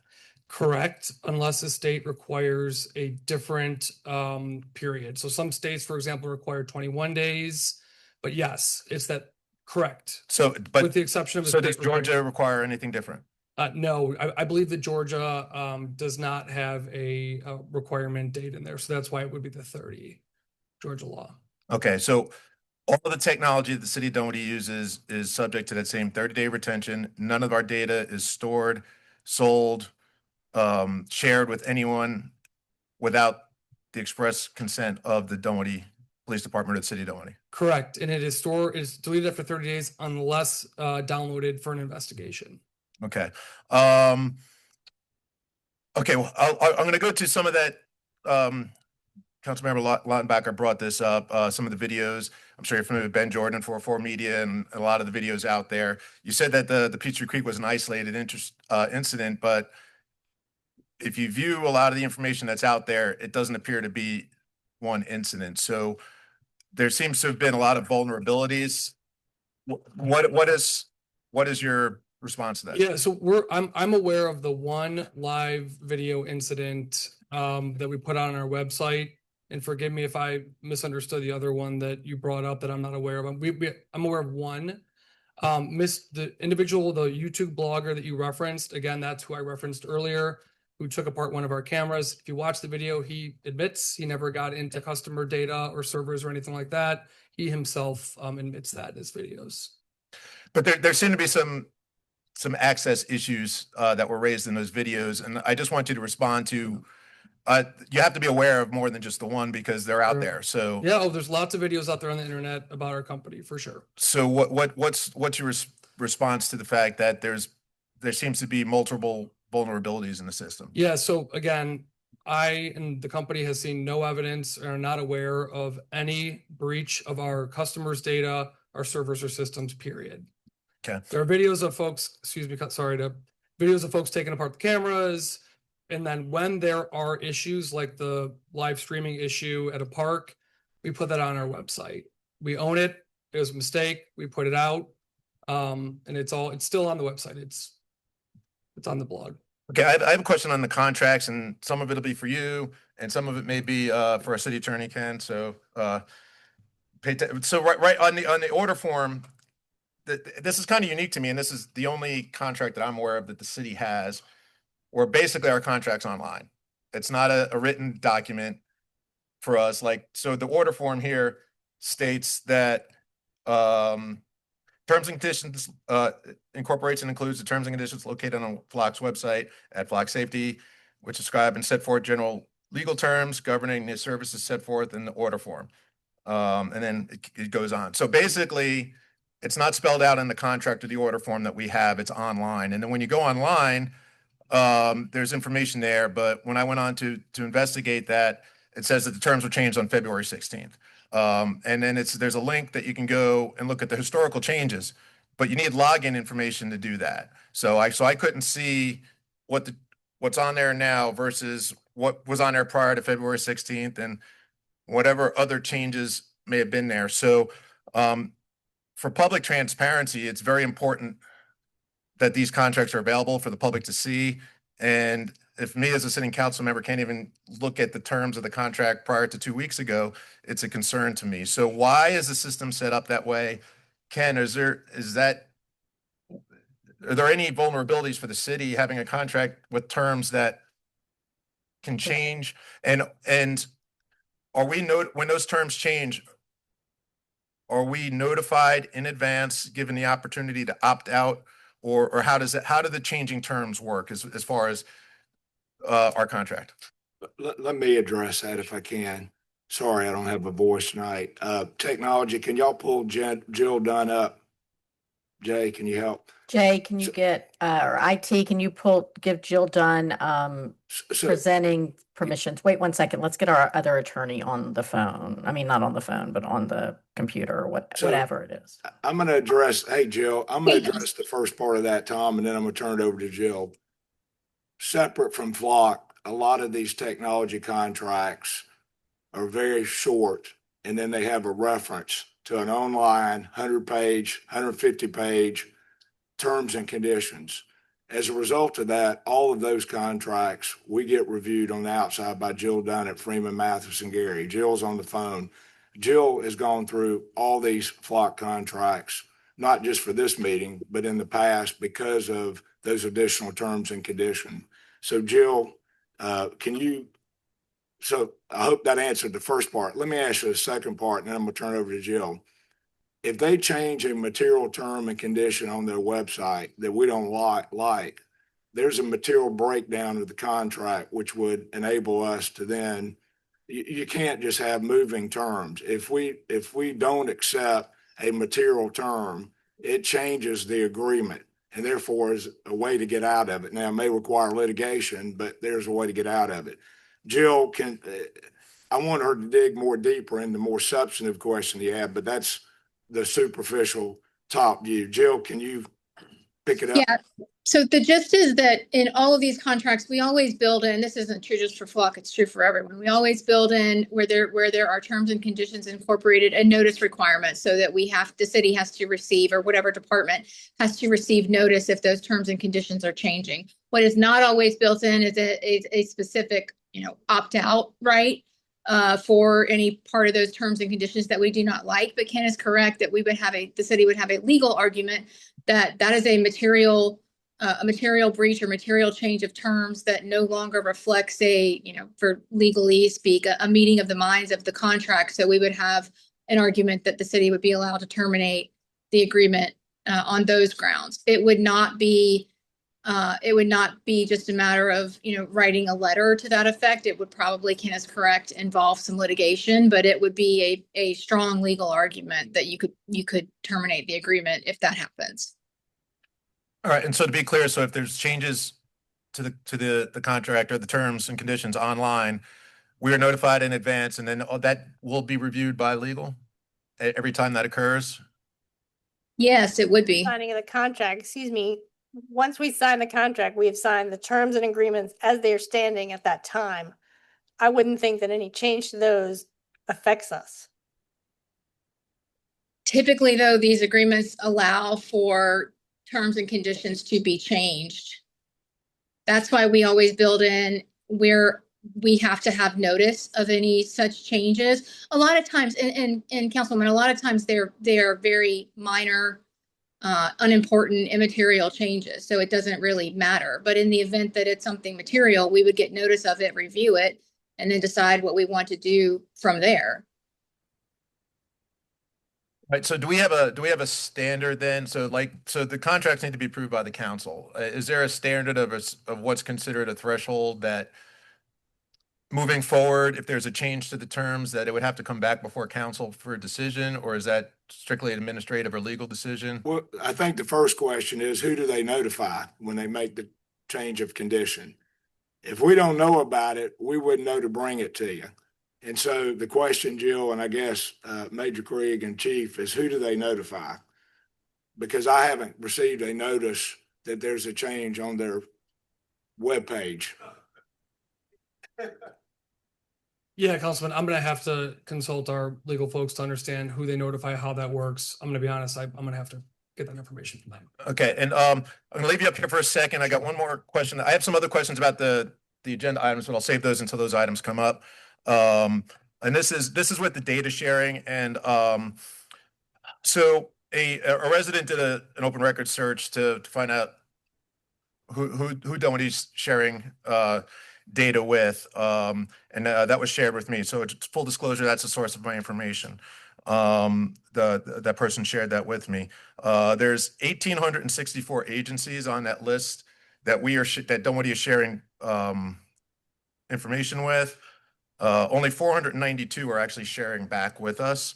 Now, some of those, to your point, are private HOAs or stuff like that that wouldn't have that access. But a couple of things that stood out to me when I was reviewing the list. You said there aren't any federal agencies, but I found 3 on the list with Dunwoody.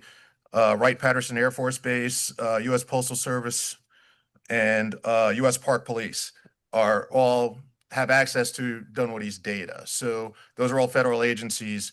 So Yep, so communities have the full ability, local control to opt into sharing relationships with federal agencies. My comment earlier was federal agencies are not inherently in our national search. You have to opt into those sharing relationships. okay.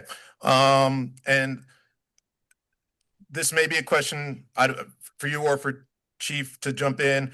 2 of the organizations that I found on that list, there's a lot of, obviously a lot of police department, law enforcement, that's all natural. There's some unusual ones on there. The Virginia Department of Wildlife Management, Alabama Department of Revenue, Fish and Wildlife Commission in Florida, Missouri Information Analysis Center, CSX Railroad, SUNY State College up in New York. 2 organizations that were listed on the list. One was titled "Do Not Use" and one was titled "Delete." And that, so I'm a little concerned of what controls are in place. And so what I guess the next question is for internal is what I understand there's advantages to sharing information with other law enforcement agencies. I would say that advantage is probably geographic. So if we were to draw a 20-mile radius around the city or whatever you deemed appropriate, or other state agencies, is there a gatekeeper function to this where I can understand that perhaps, the Poughkeepsie, New York has a fugitive that they believe is in Dunwoody and they want access to review that. Is there a gatekeeper function where they would need to actually request that permission from the city of Dunwoody before they get access to that, rather than just having access to our data at any time they wish? And do we have those controls in place? Is that something that we can evaluate who we're sharing data with and come up with some guidelines? I know that's a lot of questions in one, so I'll just stop there for a second. I'm going to speak to that the best I can. There are gateways where we could stop and we could choose not to share with the vast majority of agencies that request it. Unfortunately, and probably more as of recent, information sharing in law enforcement has been deemed as nearly a bad word. For the past 20 plus years, we've fought to share information, to apprehend criminals that didn't know city lines, county lines, state lines, or borders. It has been probably the number one failure on our part of an agency housing data that could solve a crime or rescue an individual that was housed in a small agency or large agency and they didn't know existed there.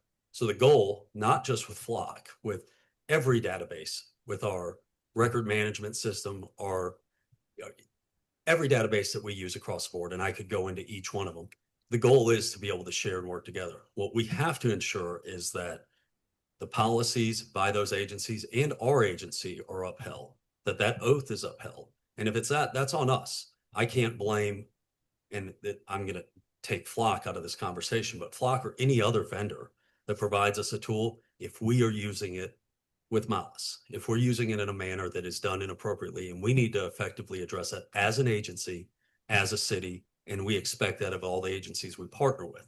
I would hate to cripple an investigation.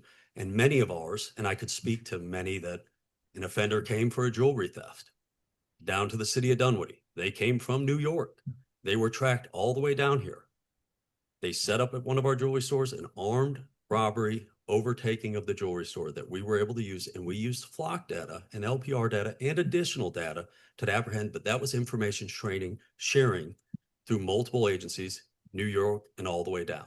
Our first major case with an LPR in the city of Dunwoody was a group that did burglaries at night for pharmaceuticals and ATMs on pharmacies like CVS up and down the East Coast. They were good for well over 24.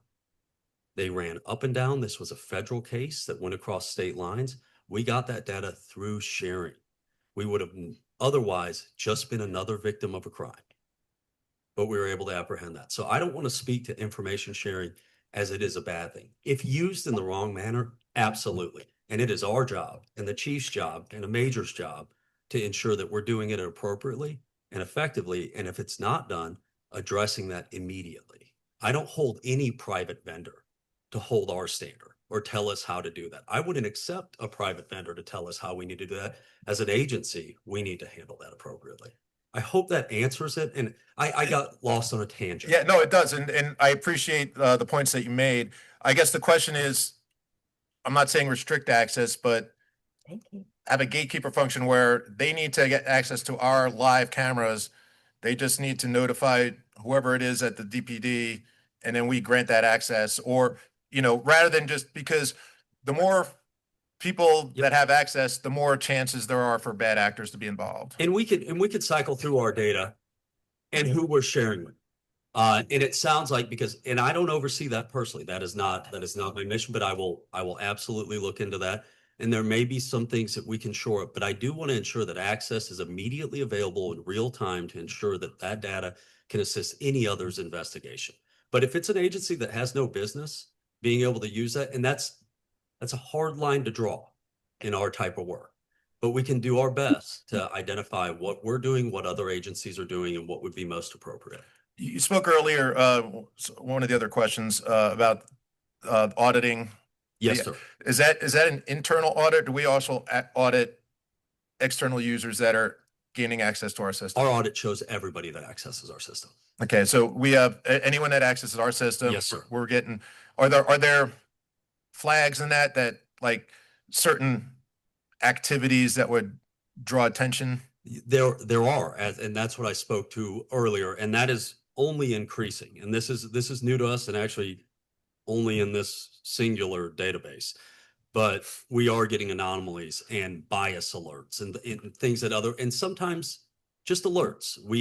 To speak to that, we had an investigation where we just recently had a bias alert because what was searched in there was identified as political. What we found out was reported in that crime, was a color and make of a vehicle and a said bumper sticker on it, no tag number. So they searched the exact bumper sticker verbiage and were able to locate and identify the person that was involved in said crime. So, but that came up as an alert for a bias because it's not a normal search for law enforcement. So we do like that and we appreciate that. And we're actually urging all our other vendors to give us those anomalies and give us those biases. And so we don't just catch it in an annual audit or a semi-annual audit, because we can't live in only audits too. By any means, Oh, no, absolutely. I agree with that. I would like to request that we kind of look at our policy as far as who we're sharing with. Because I found it interesting that we're sharing with 1,864 agencies, but only 492 of them are sharing back. So at least according to the list that I had, I don't know the accuracy of that. So, why are the other agencies not sharing back that information with us? And do we need to maybe, well, I'm actually requesting that we look at establishing a policy for who we share with, under what terms, and Absolutely. No, I agree with that. Policies they're always evolving, especially with this technology. The more technology we come on, the more we have to, update our policies, and procedures. So currently right now, I'm about to publish our updated drone policy, because we had one, because we were one of the first agencies around here to use drones in another capacity. But now that it's with Flock, we're updating it to coincide with our real-time crime center. So absolutely, I'll make note of that, and we'll take a look at it. We have a policy committee here that we look at everything, come up with recommendations.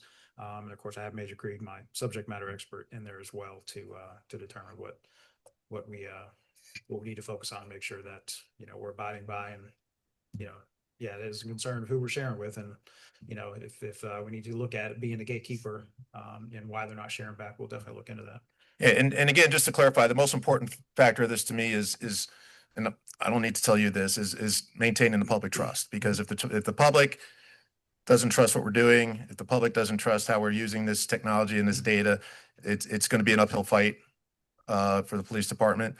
So I want to make sure that there's a confidence level in that trust that the data is being used properly and not subject to widespread access that perhaps we wouldn't want to have. So that's really what I'm looking for. Understood. I've been in direct contact with one of the citizens that's raising a lot of these concerns, and I've invited him to come into the real-time crime center once we are done here with any additional questions he may have. Just, we are transparent. Like I said, I'm adding additional Flock data that I found out just the other day that was free to us. It's just part of it, and I overlooked that, but now I'm going to make sure that gets on our transparency page. So it'll get more answers out to the public, and to show that we are completely transparent with our information, what we do with our technology.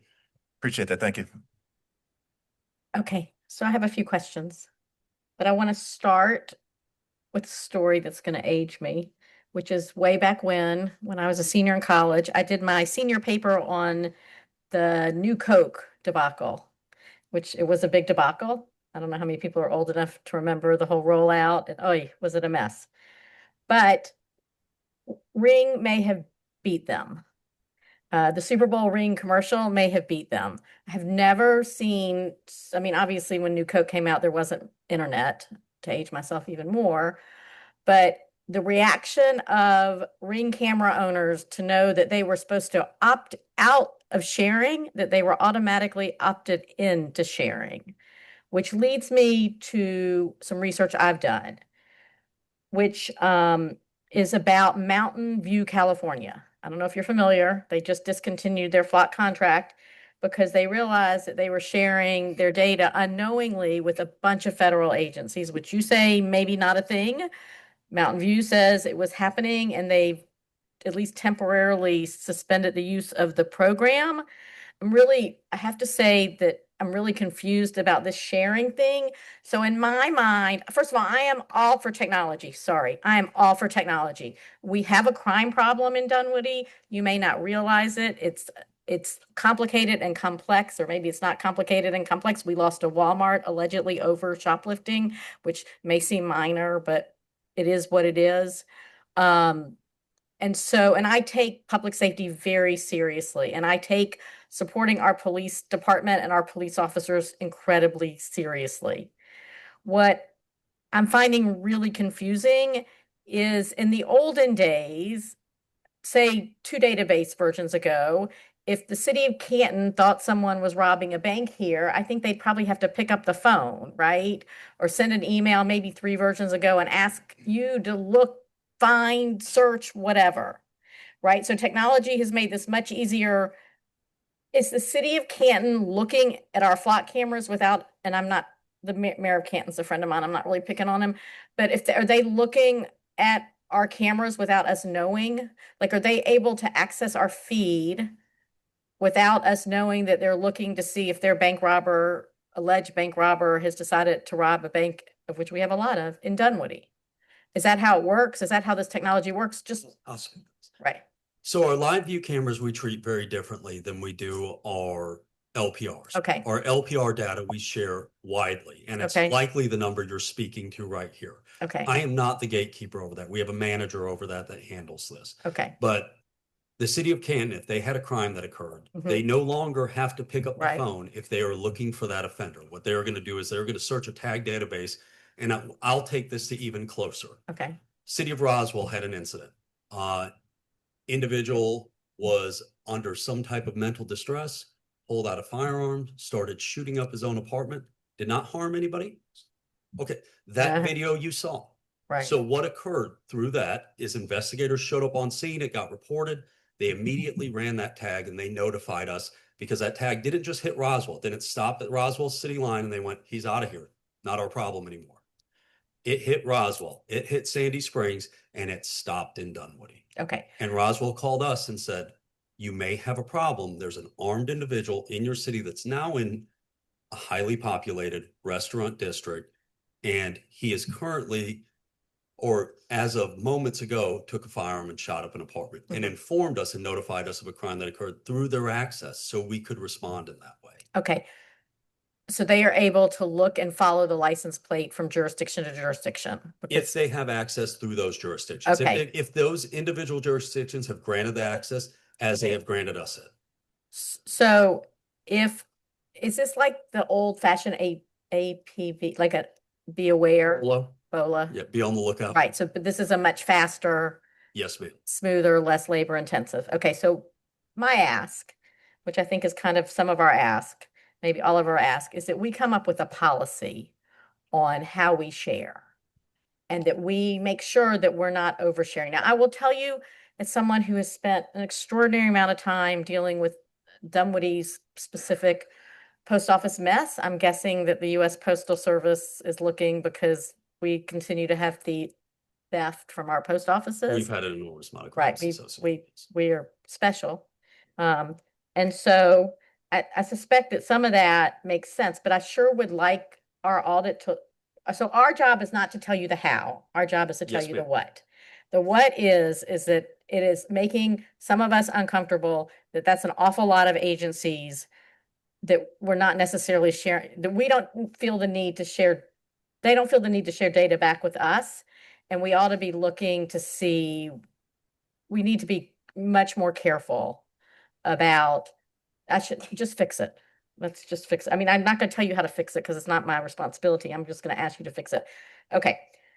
The contract thing, Jill and Ken, Yes. is going to drive me batty because a lot of times it's my name that's on that contract.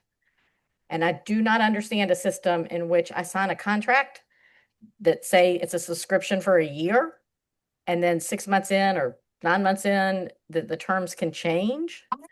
I don't get that. I mean, I understand like software updates, but these changes don't feel insignificant to me. And again, I support this technology, but I am all about being concerned and I have to tell you a lot of my, I have a lot of mayor friends and we're all talking about this, to be clear. We need to own the data. We need to control how it's retained and we need to control how it's accessed. And it feels like this latest round of changes just suck that right away from us.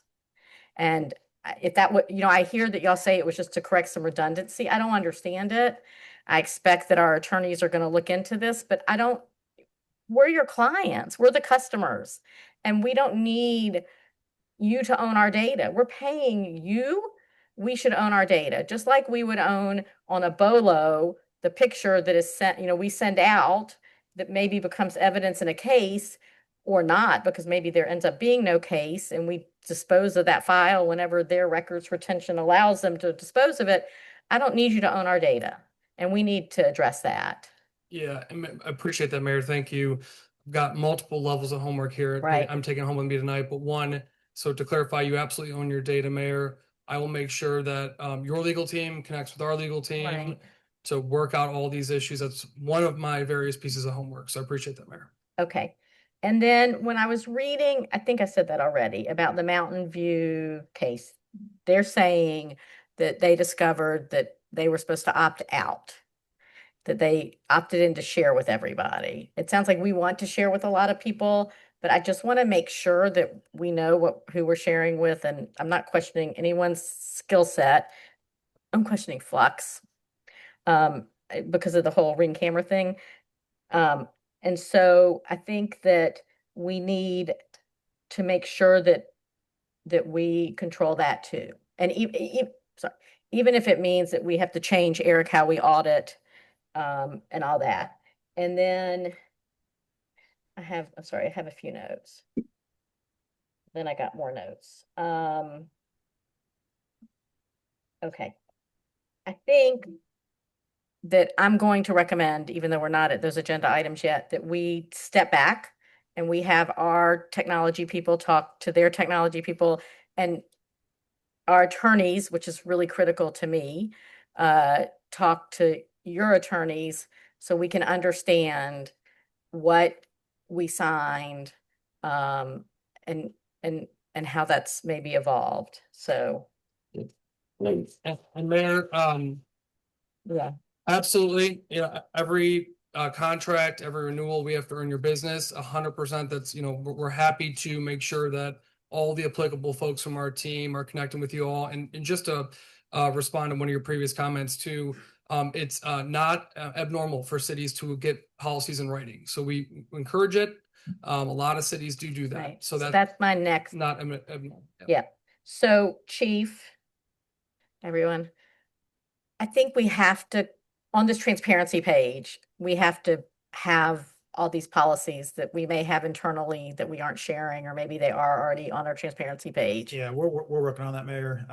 I looked at it and it's only our high liability policies. I want them all on there. So Okay. I'm working on that. And then just because I want to understand, and any of y'all can answer this. So there was an incident in Central Georgia where an administrator accessed their data, like flock data or camera. It was flock data, but I don't remember what technology, to allegedly stalk an ex-partner.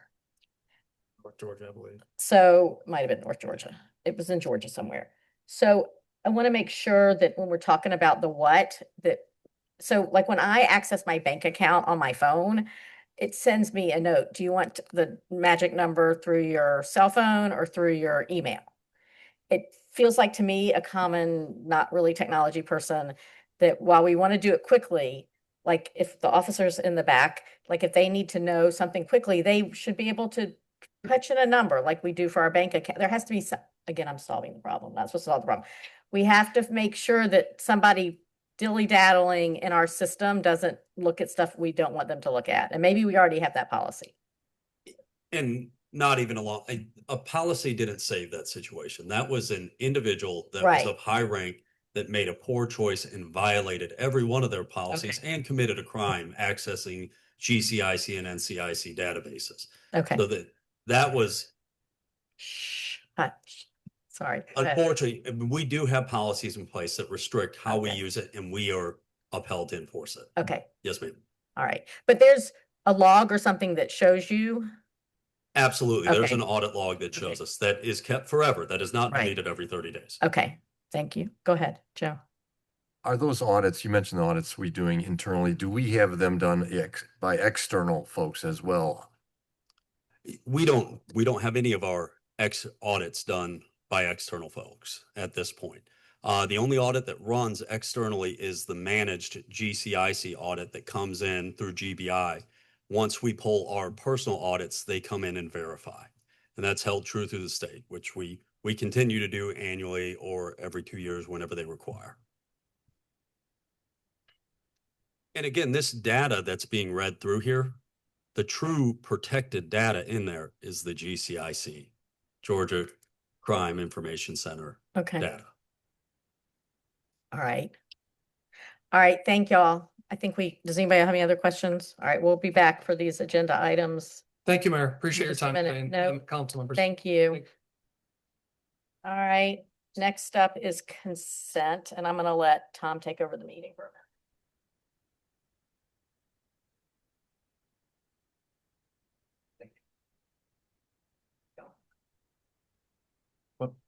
To consent, we're on consent. All right, we're on consent. Move to Is there any- approve. Mr. Mayor Pro Tem, I call to pull items 7 and 8 off the consent agenda and movement to business items. And I'll make it known. Okay, items 7 and 8. We'll move those down to business items. They'll become the new. What's that? Sorry. Okay. Those will be the first two items, first two business items. So we have a motion. Do we have a second? I second. Okay, moved by Stacy, second by Rob. All in favor of approving the consent agenda as amended? Say aye. Aye. Any opposed? That passes unanimous. Okay, we'll move on to the newly amended agenda, and we'll start with former item number 7, which is the approval of resolution of commitment to provide local matching funds. Federal request for Move Winners to Chapel approve. Path. Phase Move 2. to approve. Second. Motion to approve by Joe, seconded by Stacy. Any questions or conversation? John? Yes, I'm against this item in the sense of the Winners Chapel path. I think it's cost too much money and it doesn't serve the best needs of the citizens. I wish it were to fail. Thank you. Okay, so we have a motion on the floor. All in favor, say aye. Aye. Any opposed, say nay. Nay. That passes 5-1. That's 1, 2, 5-1. That's what I said, right? Okay. Okay, agenda item number 8. Supplemental project framework agreement with the Georgia Department of Transportation for the Village Crossing Project.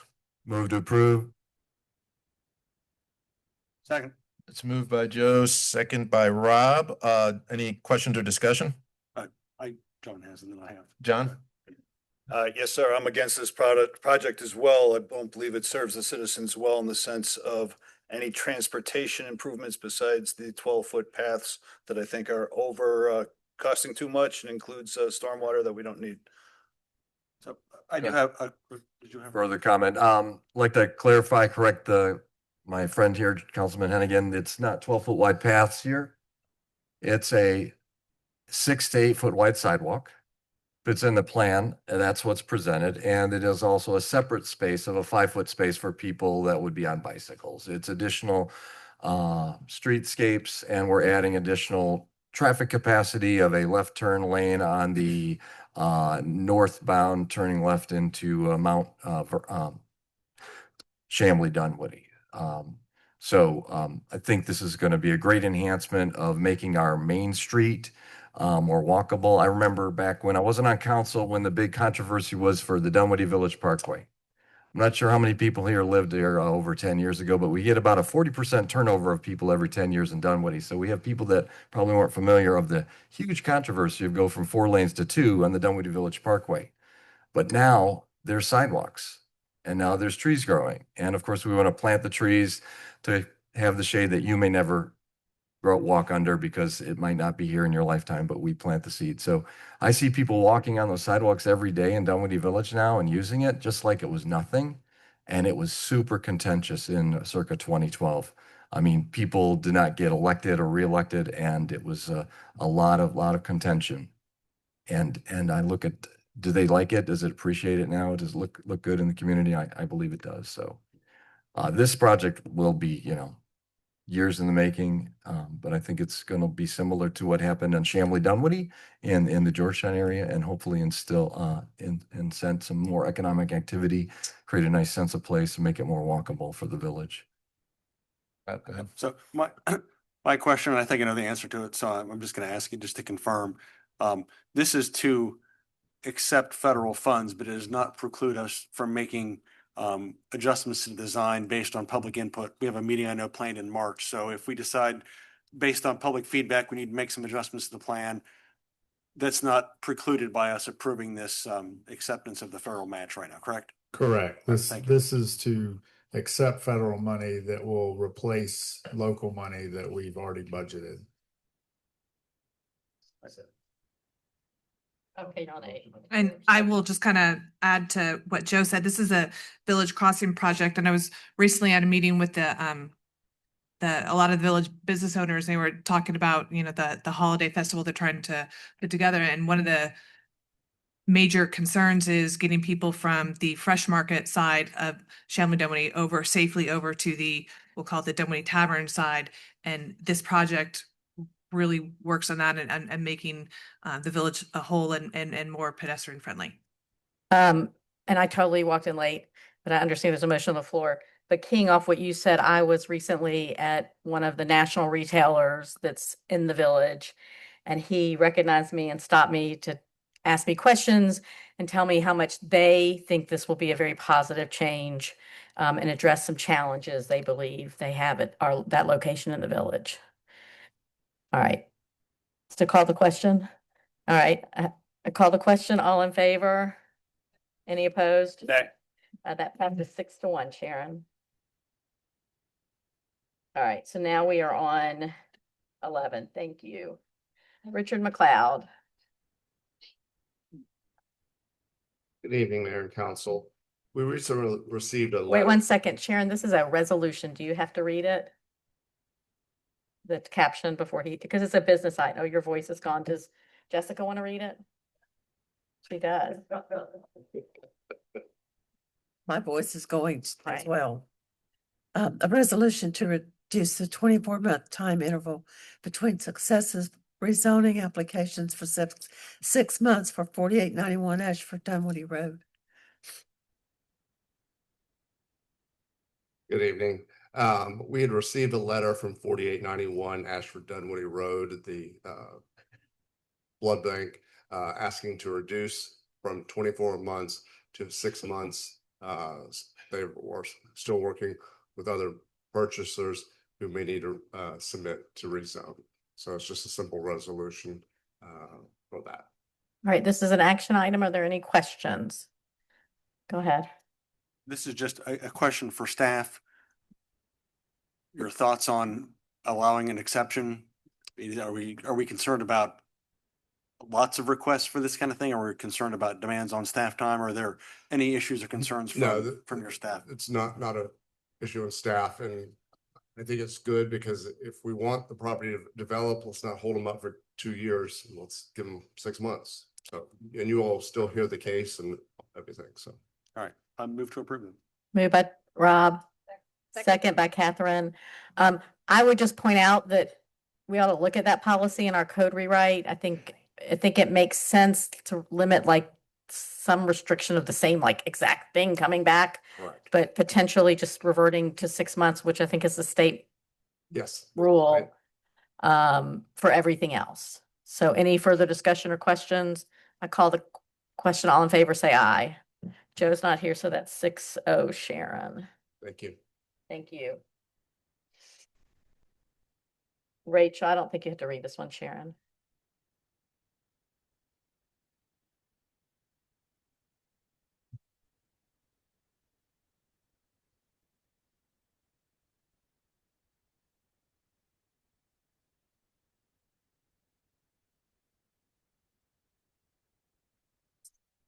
Good evening.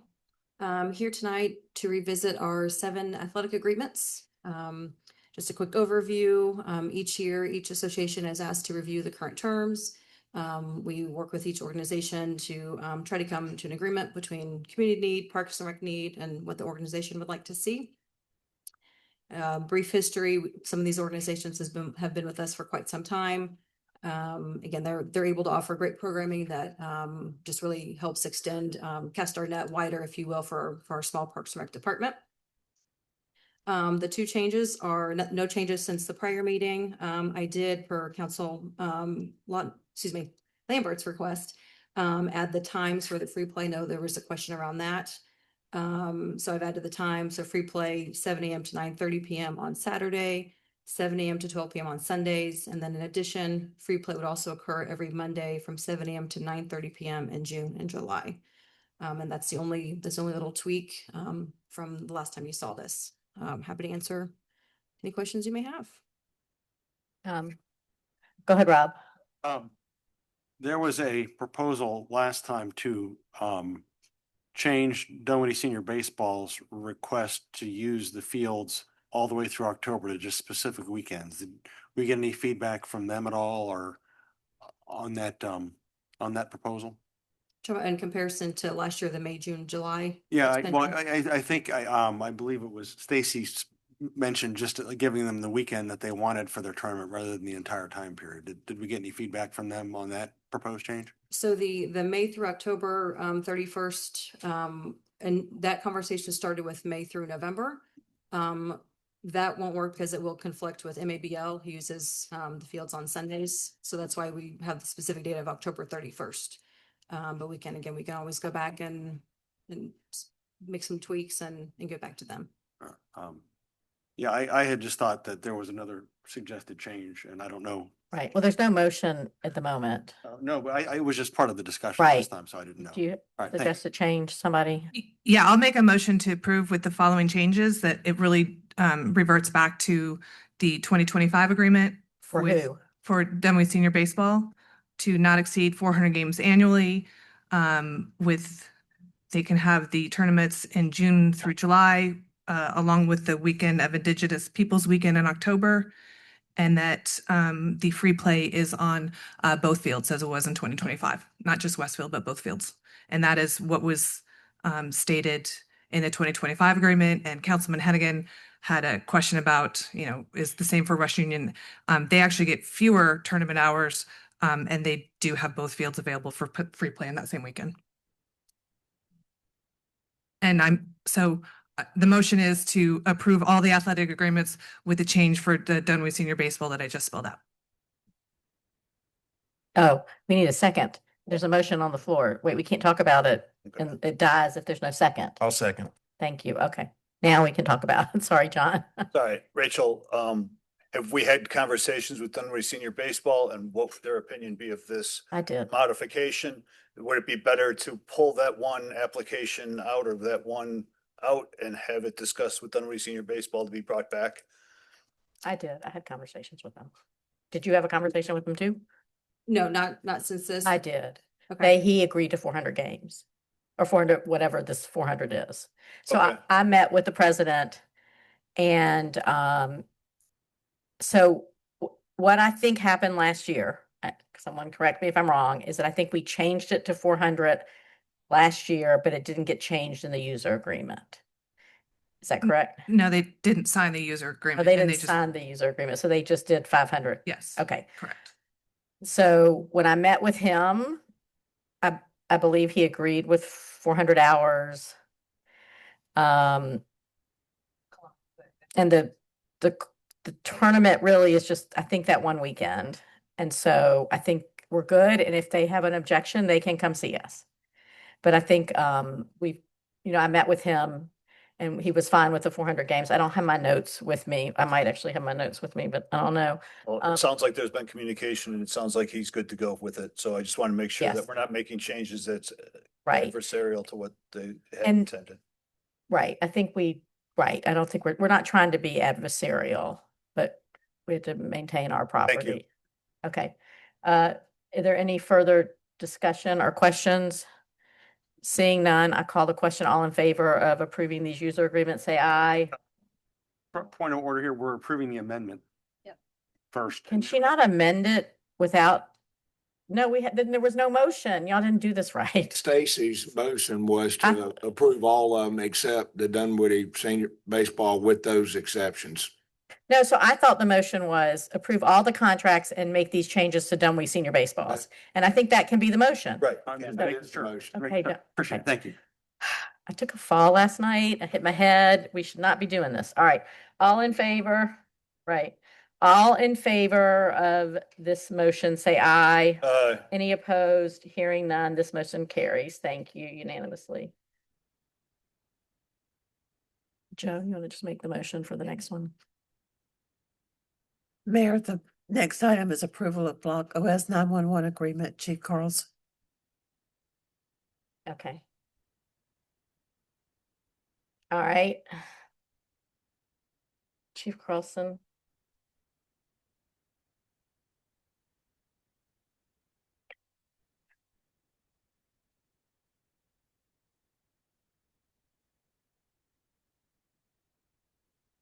No, I didn't break that. Good evening, Mayor and Council. Yeah, before you, like we discussed earlier in our presentation from Flock, looking to approve the Flock 911 platform because of its effectiveness in addressing the needs. I know we explained it pretty much in length, but if you have any questions regarding to this,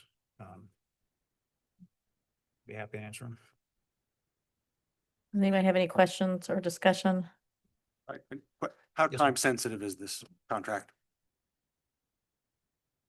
It's in use. Is Yeah, it- we're you using it in- now. Okay. I know. Is They it a- can change their terms. So, It feels yeah. like we could be It's flexible. just based on the earlier discussion. Right. about wanting to dig into this, I want to make sure we're not, It feels like if they can change their terms in the middle, yeah, I just want to make sure we're not constraining you somehow if we take a deeper dive. So that's another question. Move to approve. okay, so there's a motion to approve. I need a second. There's no second, so that motion dies, correct? That's how that works. So, okay, You can call for another motion. I can call, right. Is there another motion? Just do it. Move to defer? Discussion or point of order? Can I ask the attorney here, the difference between, so defer or table? Can you give us, go back to that, defer versus table? But you please? caught me on a NyQuil night, but if you defer it, we want you to move to defer it to a date certain so the public is aware of when it'll come up. If you table it, it stays on the table until somebody pulls it off the table. And so we prefer the idea of, I just got wrapped myself around. Defer, you prefer us to defer it. That's what you always Table tell it, us. table it to a date certain or defer it to a date certain. I don't have time. I would prefer deferral, and it would be based on how long we think it'll take to. Is the representative from, did he leave from Flock? No, he's still here. But I do have Steve Hampton. He's with Flock as well. in Okay, regards to this so contract. do we think, Eric, what's a reasonable expectation, and Ken, what's a reasonable expectation of Ken, your time to get with the attorney stuff? I know you already were talking to the attorney about it. Can you do it in the next 2 weeks, or do you need 4 weeks? Madam Mayor, this was also about governance, IT type questions. Right, well, that was gonna be my next question. Okay. That was my next question, So just from the legal department. right? We would probably want 30 days to be safe. We're already on these issues Okay. as they've been brought up. We've noted it. Jill's already working on them. Okay. But I think we need to hear the IT people Right. talk to us because we don't talk that language. Right. So is 2 weeks reasonable, or should we just do 4 to make sure, Eric? Mayor, yeah, I would defer to the March 23rd Okay. meeting. All right, that's our motion then. Move to defer till March 23rd. Oh, come back. Second. All right, moved by Joe, second by Catherine. Any further discussion or comments? Seeing none, I call the question. All in favor of the deferral, say aye. Any opposed? Hearing none. We will see that back. Number 14. You're what? Okay. Number 14. The next item on the agenda is approval of Block DFR expansion agreement and tech partnership renewal with PCID. Chief Carlson. 2 years ago, we entered into an agreement with the Perimeter Community Improvement District in regards to the cameras I spoke to earlier in our 30 beat, which is our perimeter area, also with shot detection. In an effort to increase our drone first responder to get the drones to the other side of the city, they have agreed to increase that amount that they're going to give us to fund that second drone so we can have full coverage of the city. This is just an agreement with them to move forward for them to completely come out of pocket and pay us to utilize that technology. So Move to approve. second. Moved by Councilman Hennigan, second by Councilwoman Harris. So to be clear, we're approving an agreement with the PCID. Yes, ma'am. Perfect. For them to give us money. Yes, yes, sir. Yeah. Yeah, for the program. Okay. Any questions or discussion? I call the question. None. Okay, I call the question. All in favor, say aye. Any opposed? Hearing none, that passes. All right. Thank you. All right, Councilman Lautenbacher, you are up next. Thank you. I am bringing forth to you all for your consideration charter changes that I started introducing these in March. The mayor and I have talked at length, and these are the 4 that we want to put forth. This is the initial discussion of these items. There'll be 2 public notices to follow this, and they'll be voted on in April. Starting with the first one. We are defining the title number and confirming powers for our judges. There any questions that I can answer? Does anybody have any questions? Go ahead, Tom. Yeah, I just have a couple quick questions. So we're defining a role of chief judge. Do we need to put into there a definition or what differentiates chief judge from an associate judge? Is that if you're creating a role, do we have to define what that role is?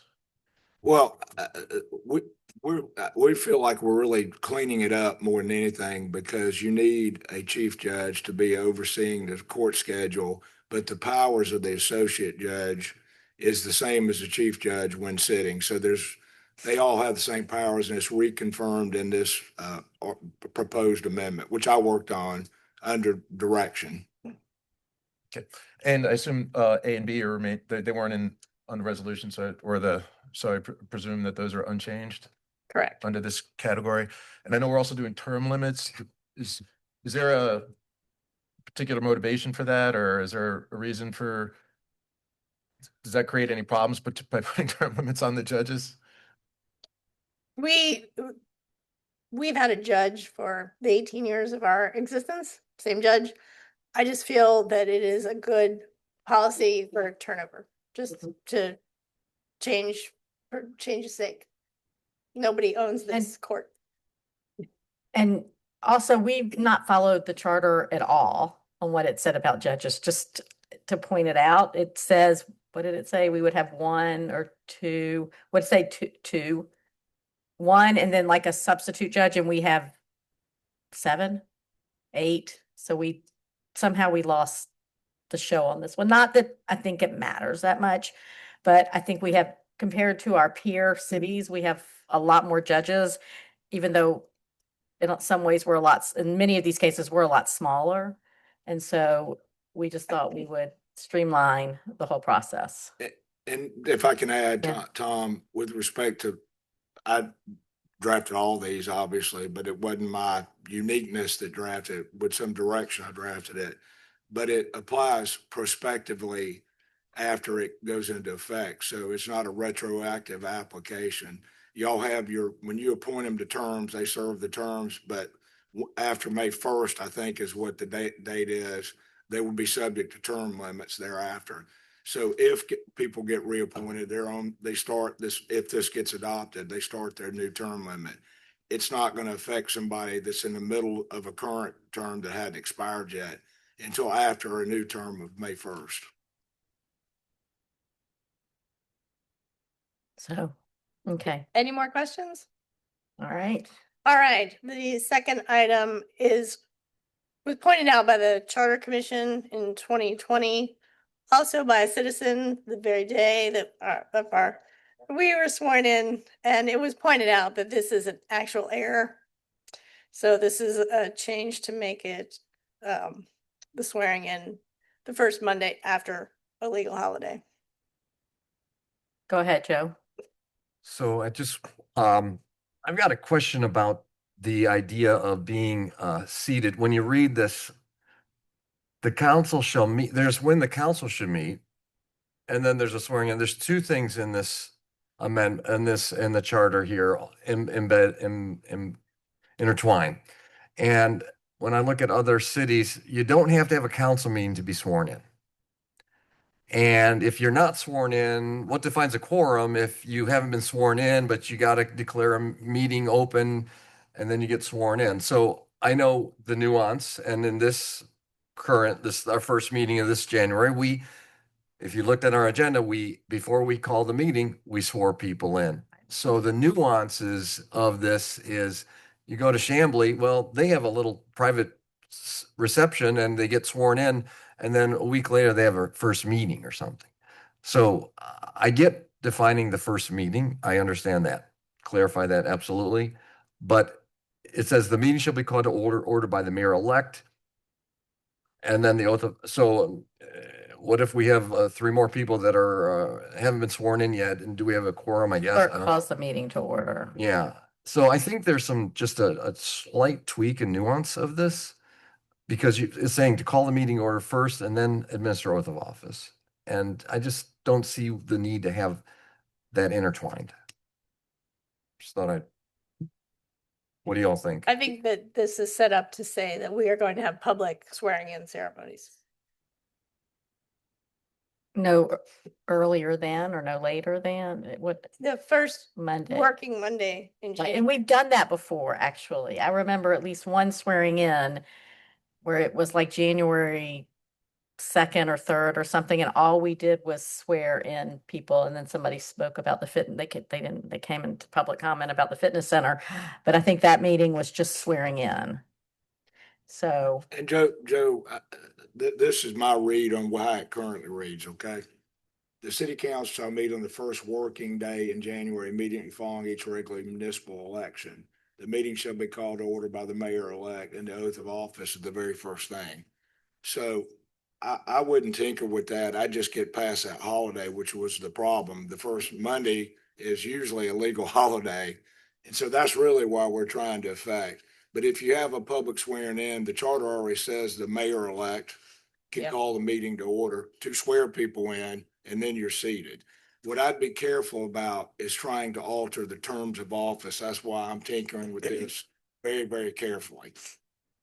Now, I will say, I've been in jurisdictions that will have a ceremonial swearing in, and then they do it again at their first meeting. But I think, so we don't get it accused of changing the term of office, we need to stick in that lane if we can.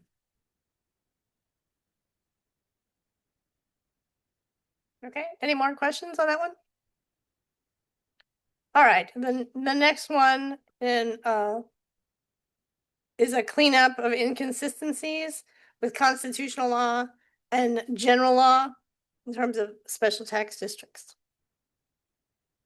And it leaves the millage cap and the requirement for, it talks about the vote, right? Yeah. Yeah, that doesn't change. Yeah, let me address this because I think it's very important for the public. And this one's going to take just a minute because it's important to understand it from the get-go. So in Georgia, the very first thing that controls everything is the Constitution. Article 9, Section 2, Paragraph 2 is the Home Rule Statute, which essentially grants municipal powers their power unless general law restricts it. General law is legislation passed by the legislature that affects everybody in the state, not just a local community. Your charter is a local law. General law says that you can change your charter, every word of it, except for terms. You can't change the term of office. And there's an enumerated list, and I'm going to read this because it's important to follow. And then I'm going to explain what the change is. This is OCGA 3635-3 Home Rule. Municipal charters may be amended by ordinance duly adopted, and it's got the process. There's 2 reads. There's a 3-week notice provision and a window that you can change your charter. That's going to happen. But the most important thing is that you can change the charter. It is the law in the state of Georgia, and it supersedes this charter. I also want to go back in the enumerated powers under Article 1, Section 3, that gives you all the powers to act, because that typically is the first thing that gets asked about. Under Section 103 of your charter, the powers of this body, this city shall have all powers possible for a city to have under the present or future constitution and laws of this state, as if fully and completely as though those were specifically enumerated in this act. What that means is every word of the Constitution and every word of the general law giving you power is in this charter already. So what we're doing is cleaning it up. We're not adding to it. We're cleaning up things that we believe you already have the power to do, and in some cases have done. And so the charter provisions that are and by the way, the next paragraph says this under B, the powers of this city shall be construed liberally in favor of the city.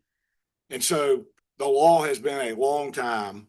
It's accepted by every lawyer that I know, and I've been doing this 36 years.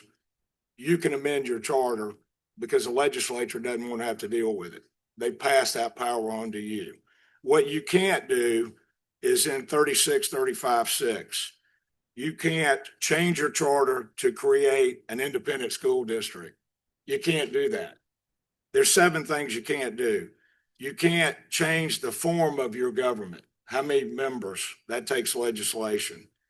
You can't change the criminal laws of the state of Georgia. You can't create, you can't adopt any form of taxation beyond that's already provided in the Constitution of the state of Georgia law, period. You can't affect the exercise of eminent domain that's granted by the Constitution and the general laws of the state of Georgia. You can't expand the power of regulation over business activity that is governed by the Public Service Committee beyond that is authorized by the general laws, the Constitution, or the Charter.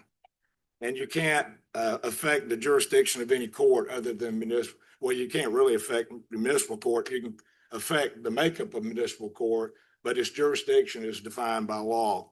And so these changes, the first one I'll walk through if I can. Under 103, this is the enumerated powers, and there's like 43 of them listed. But remember, you start with the Constitution's written in this charter already. And what we said is under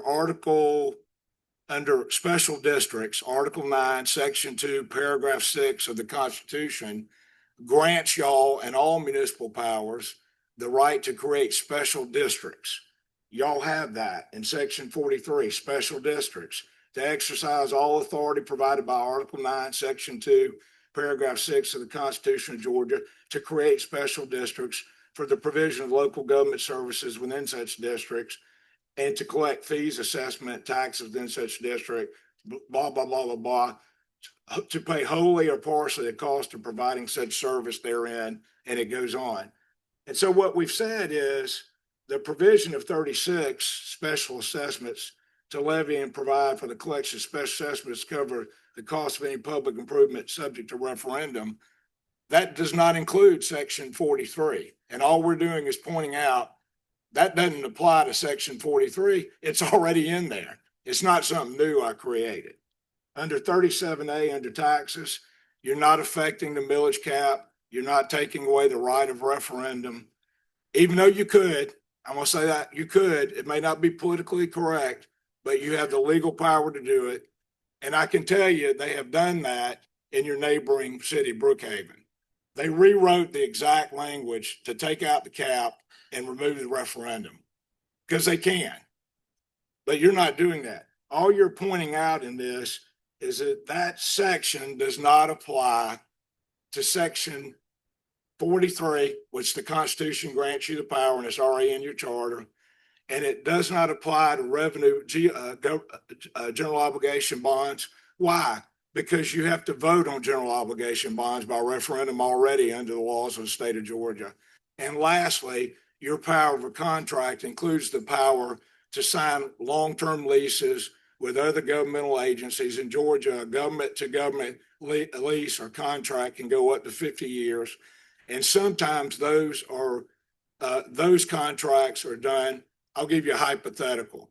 You want to build something with the Board of Regents, theoretically. Theoretically, the Board of Regents could issue bonds to pay for the infrastructure.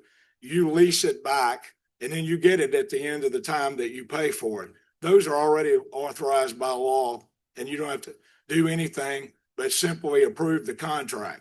And all we're pointing out is that section doesn't apply to those three things. Section 43, general obligation debt, which has to be voted on anyway by referendum. And the third thing, lease or contracts that are backed by revenue bonds that you already can do without anybody's blessing because it's already provided under the law. So that's what this does. Any questions? Can I make another? Oh, go ahead, Tom. Go ahead. Well, on the section, it's not really a question or anything that was just said. I'm actually going to propose an additional change here for consideration to section 43. And my proposed change is to eliminate the final sentence of that paragraph, and I'll read it just for the record. It is the intent of the General Assembly that any fee imposed pursuant to this paragraph for the provision of fire and rescue services not exceed the average of ad valorem taxes levied by DeKalb County for the provision of those same services for the previous 5 years prior to the date the city began providing such services. So let me just make a statement right off the bat. I'm not proposing that we start our own fire department or anything anytime soon. But if in the future, a future city council wishes to do that, I think this constrains us. This is a public safety issue. We shouldn't be constrained by what DeKalb County has in place. I'm also concerned that there's a lot of legislation at the Gold Dome this year that may change how these services are funded in the future. So this might really prohibit us from actually starting our own fire and safety services if we wish to. So this seems to me more like text language that was put in there for a city that was starting up and the founders didn't know what direction we were going to go with fire. It seems outdated and unnecessary at this point in our history. And so I just propose that that be eliminated so that if in the future we decide to add those services, that we are not constrained, and any efforts to do so would be done obviously with a lot of public input and a lot of public discussion. So I don't think there's any danger of doing anything wrong here. So that's just my proposal for that. Tom, on that language, I think it's perfectly fine to remove it. And let me tell you, the Georgia Constitution already says that one of the services that cannot be provided in Dunwoody is fire services unless you contract. The county does not have to provide it unless you contract with them, and y'all do under service delivery, which is fine. A lot of people do that. So I think you have that power in the Constitution. I would, my first draft took that out, and then I just left it alone because I don't, I didn't forecast like you're doing. But I think it's perfectly permissible to remove that sentence, that phrase, if y'all choose to. Yeah. Last sentence. So I want to just tell a story. So many years ago, when there was sort of an unserious discussion about starting a fire department here, DeKalb County lowered that rate. So we would mathematically not be able, there wouldn't have been a way to do it. And so do I think we're going to do it anytime soon? I hope not. I hope that our EMS success with the county continues. Really, the only reason I see to take over fire is emergency medical. And so, but I think it's, since we're changing that section, we should strike it. I do think, and I'll talk about that in a second when you're done, some changes potentially are coming. So, I'm okay with that change. I think most people, I think everybody okay. Okay. The thing, oh, John, go ahead. Sorry. Thank you. Again, I'm the last original. I've made some promises to the citizens as far as the tax rate, and I have some heartache over that tax rate. I want to try to manage the expectations of the citizens that we are working towards that due diligence. The special district was really about fire in a lot of ways, and I'm good with taking that change out. As Lynn said, we have negotiated with fire in the past, and the rates and are we getting the right services for the money paid, and could we do our own? And we actually do that about every 5 years with sanitation. And it's probably impossible to start our own water, but again, the services that are contracted out, sanitation, fire, things like that, DeKalb County gives, and they do it a decent service at a decent price. The question comes is, can we do it cheaper for better? But fire stations, we own one of them. Fire trucks are very expensive. We would have to bond. We would have to find a way to do it. I'm okay with that change out because it gives us leverage if we ever need to go there, which I don't think we do for a long time, but I'm okay with that change. That being said, I just want to make sure that we're looking at it from a perspective of we're putting changes in and it's not going to the citizens. They're not voting on it, but we are. And we should be very mindful of how and why we're doing this. One of the things I'm seeing, for example, is the revenue bond. If a few years back, we decided to take the hotel motel money and take a pocket of cash for the revenue stream that was coming in, we would have been hurting big time when when COVID happened. Hotels were way down. We would have had to raise our taxes. We would have had to pay for that somehow back for those bonds. Correct me if I'm wrong, but if that's a possibility that could have happened. I don't want to take money for special districts unless we have to. And again, if we're providing, let's say, public safety, we're providing public safety under that millage rate that we currently have. I would hate to try to then say, let's do a public safety, service district, because then that's just a backdoor raise of raising the tax rate. So to me, I understand we have the powers to do what we want to do. I fully understand that. I just think this council needs to be weary that we live within our means, that we do what we need to do. We have the ability to make changes. So be it. If we are pushed to do so, we can. And I understand that's what we're doing today. We're trying to make sure that we're giving ourselves power that I hope we really never have to use. Go ahead. I just have, I guess, a question. We're making this change, and I suppose like our streetlight districts and stormwater districts, how were those created historically if our charter precluded that? Because they exist Right. now, right? So were they just voted on by council Yep. and Yep, in- yep, in yep, violation of, okay. yep, yep, yep, yep, yep. Okay. Hence the change. So I want to make a comment about where we are, I think right now, referring to what Tom said. So right now, if I had to bet money, I would say there's a 50% chance that in November there will be on the ballot a vote to get rid of property taxes on homestead exempt properties in Georgia. I think it's 50-50. Can't quite gauge what the Senate's going to do. Don't really know what the governor thinks, and the governor doesn't get to veto it because it's a constitutional amendment. He could veto the enabling legislation. I'm giving you way too much information, but that's why I don't quite have a feeling for it. In the case this happens, DeKalb County will be, because of how much revenue, there'll be a sales tax replacement.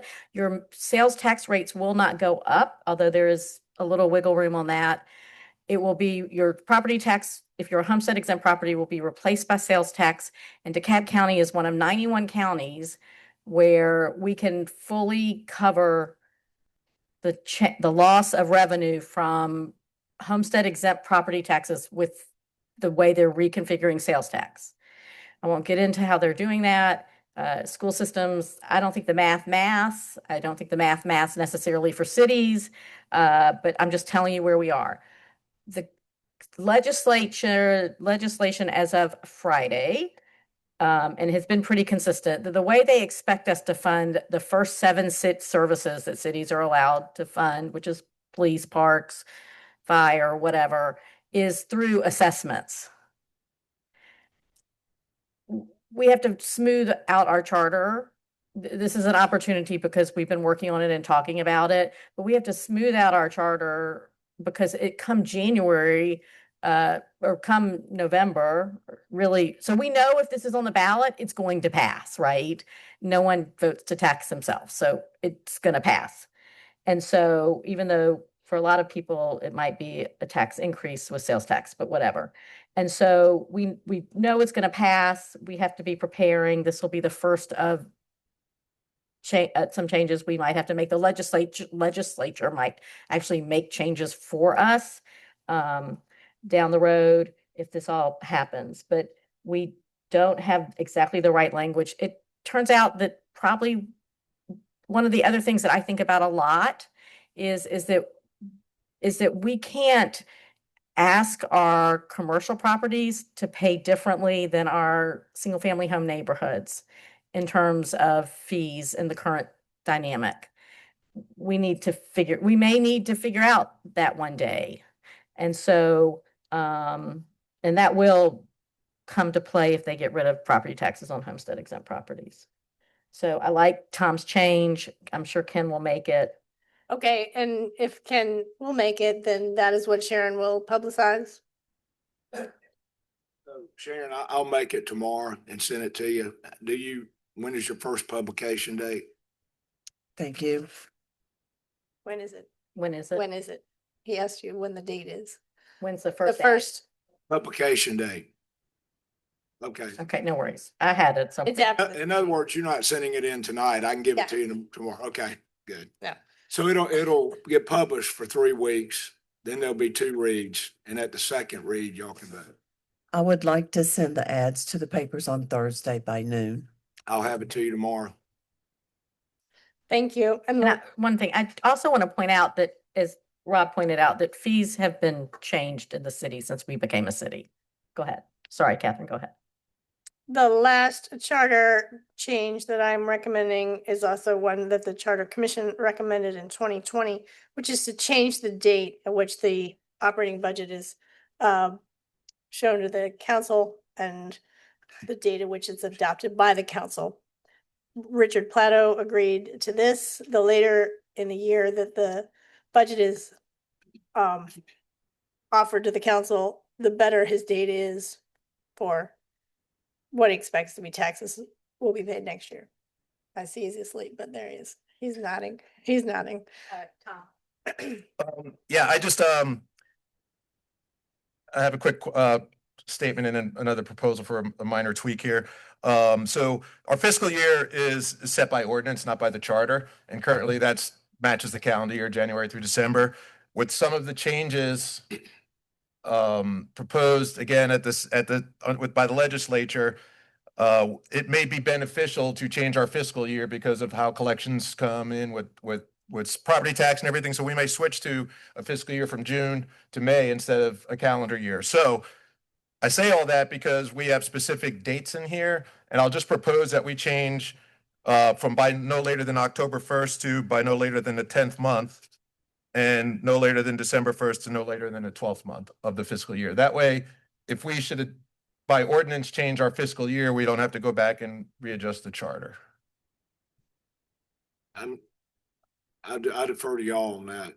I'll change it to whatever y'all want. That's fine. Because the current language presumes a fiscal year of January through December. But if it becomes necessary to change that because of our revenue collections in the future, moving it to the 10th month of the fiscal year as opposed to a calendar date allows us to do that. That's fine. Okay, so if everybody is agreeing to that, then Ken will make that change and get it to Sharon before Thursday. 10th and 12th month of the fiscal year, of the next fiscal year. Correct. Council comments? Oh, so we're done. Yep, thank What? you. That is all. Go ahead. Thank you, Catherine, for this work. Thank We're you. gonna, time expands to meet the time allotted, right? Right. Work expand. You know that, just for the citizens who might have just been sitting here, and appreciate people, maybe even watching online, but, in 2020, there was a Dunwoody Charter Commission that was, so when the city first initially stood up in the, enacting legislation, it said that no later than 2020, there would be a charter commission stood up with a review of citizen panel, and they would write a presentation and have meetings. So they did this during COVID, and they presented a letter on November 2nd, 2020, and it was addressed to Senator Sally Harrell, Representative Mike Lewinsky, and Representative Matthew Wilson at that time, who were our representatives and so on. So yeah, there was other changes recommended. It divided it up both of what we could do locally here. This is housekeeping that we're doing, and then there was also things that may require a citizen vote, or it may require a legislative change. So there are other things on that list that, I'm still open to having a greater conversation about, but maybe not for tonight, but I'd like to still open that conversation and keep talking about some of those proposals, like, for instance, term limits, or so on, or ranked choice voting potentially, instead of avoiding runoffs. Certain things that might require a referendum or legislative change, and changing the election of the mayor maybe to go to the local cycle versus the at-large to help drive voter turnout and whatnot. So anyway, I'd like to keep that conversation. Thanks. All right. Council comments? Oh, wait, no, that's right. Yeah, I thought, okay, council comments. Very, Then, very generic. Letting the public know, we've got a lot of opportunities for feedback and ongoing with public works projects and so on. We had last Thursday, there was a public information open house for the Winters Chapel project phase 2. If you go to the city's Dunwoody Public Works, if you go to our social media channel, you'll see these things. There's 3 projects right now that you can provide feedback on.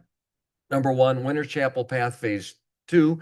Comments are due by March 2nd. So those are online right now. If you go to Dunwoody Public Works Projects, you'll see Winters Chapel. Click on a link, provide comments. You can do that through March 2nd, see the details. Second one is this Village Crossing Project, public information open house coming up on March 3rd. It's 5 to 7 at Vintage Pizzeria, just a drop in, so you can come in at any time. And provide feedback as well, learn more. And then the third one is a long-awaited sidewalk project on Womack. That's going to connect up to Vermac. It's been a long-awaited one. It's going to be a 6-foot wide sidewalk along Womack from Cambridge, where it ends, to Vermac. And those are just going to be online, and you can just go to the city's website again. Those are available through March 13th. Okay, thank you, Mayor. you're welcome. All right, public comment. I have some cards if you're still here. Or if you don't have a card and you want to get a card, you can get a card and hand it to Eric Shealy right there. I'll call if you're gone. Obviously you won't speak, but if you're here, please approach the microphone and you'll have 3 minutes. Matt Webster, I think. Okay, thank you. Nick Sims. All right, approach the microphone, sir. Introduce yourself and you'll have 3 minutes.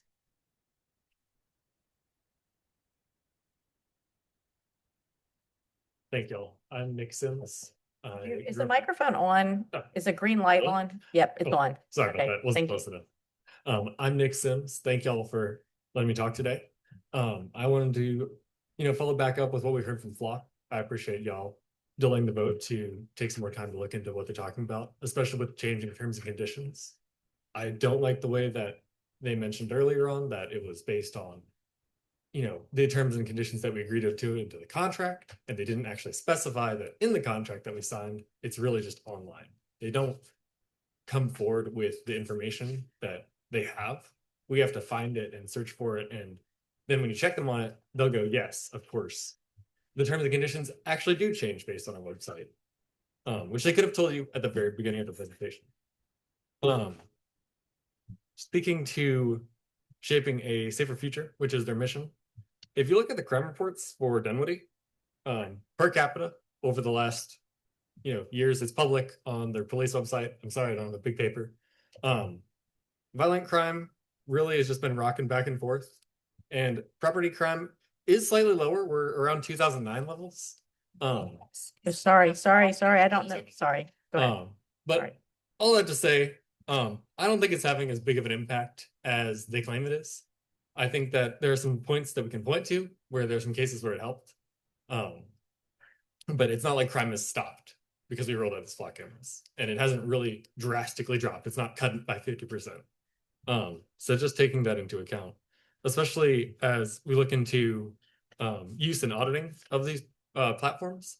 So they mentioned that they audit our tool every year. The police department does, but it's open to everyone. So I don't know if y'all recently saw that in Sandy Springs in October, Reserve Sergeant Francis Esposito was fired because he was misusing the Flock system for personal gain and potentially for corporate espionage. And I'm sure we shared Dunwoody data with him. I don't know if y'all are even aware of what's going on with that, but I'm just kind of curious to see, it looks like there's a lot of data that's just been blatantly handed out that everyone's not aware of.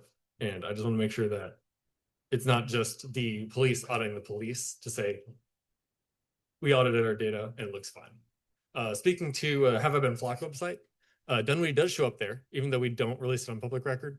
17,000 searches from the Dunwoody PD are on that website. The top 3 reasons I'm going to read to you that we used for our reason for searching were suspect, the letter N, and stolen. Those are our reasons for our flock camera usage. So in 2025. I don't know what that audit means, but thank you for your time. Thank you. Thank you.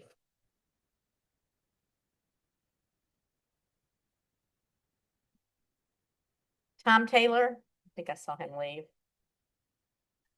Lori Altman. Tom didn't come up, right? No. Lori Altman, I think she's gone. Sean Collins, I believe you're here. And you'll have 3 minutes, sir. Introduce yourself. Hey, I'm Sean Collins. I was born and raised in Dunwoody. I've been a software engineer for almost 10 years. Occasionally, I need to be told to hush. Tonight, y'all discussed terms changes, so I won't read that part of my speech, but those changes really tell you the direction that Flock is moving in. They removed Flock does not own and shall not sell customer data. They added a terms for perpetual license, meaning that they can use Dunwoody's data even after the city ends the relationship. So that means your 911 call, your vulnerable moment, will live in their services forever. They might say that they delete the data, but their AI is trained on it, so it still exists. They also added a liability cap for 12 months of fees. So if the punishment of a crime is a fine, then that kind of means that it's legal for the right price. And if they are so confident, why are they pushing that liability back onto Dunwoody by capping it at 12 months of fees? You were told that Flock has no access to personally identifiable information. They're selling license plate readers, but bragging that their vehicle fingerprints can track cars without license plates. Their patent claims that their tech can classify individuals by race, gender, and height. Their system is tagging people in vehicles with thousands of searchable tags. If you are searchable, you are findable, you are identifiable. Just because they beat the Virginia Fourth Amendment case doesn't mean that they are not eroding civil liberties. You were told only you decide who has access and that Flock does not contact the federal agencies. As a private company, Flock is subject to the federal subpoenas. These go directly to Flock, bypassing City Council and Dunwoody PD. In 2024, Flock enabled a setting allowing federal agencies to access Mountain View, California's data without city permission. The city did not become aware until this year. In 2025, it was found that 2 individuals used Atlanta PD credentials to conduct searches with terms like locate alien and ERO assist, which is ICE's enforcement removal operations. You were told that searches are logged and that there's a permanent audit trail. The number one source of unauthorized access and hacking is actually just through social engineering, which is coercing information out of someone. A DEA agent coerced an Illinois detective to share their login. That DEA agent went on to conduct 28 searches for immigration violations. Unauthorized usage is also problematic. In Kansas, a lieutenant pled guilty to stalking his estranged wife by using Flock 228 times. Also in Kansas, a police chief resigned after using Flock 164 times to track his ex-girlfriend. Brazelton, Georgia, which we talked about, the police chief was arrested by GBI for using Flock to harass private citizens. The bad actor accessing the system has already gotten what they wanted, so an audit is too late. You were told that data is encrypted end to end and no backdoor access exists.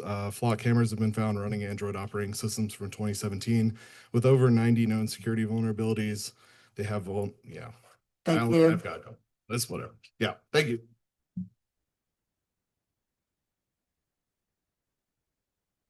I'm starting to repeat myself. Nick Sims. I did. I'm repeating myself. Okay. The Sandy Laborde. I think she left. Okay. All right. All right. What time is it? We need executive session for legal.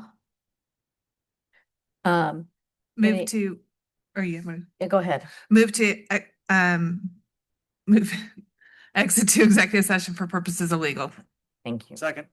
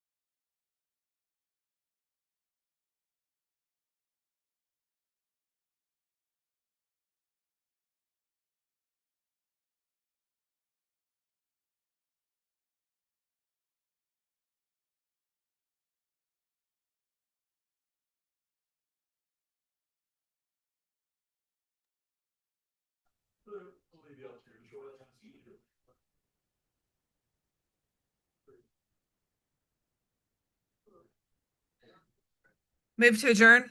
Second. Moved by Stacy, second by John. All in favor, say aye. Aye. Meeting stands adjourned. Thank you.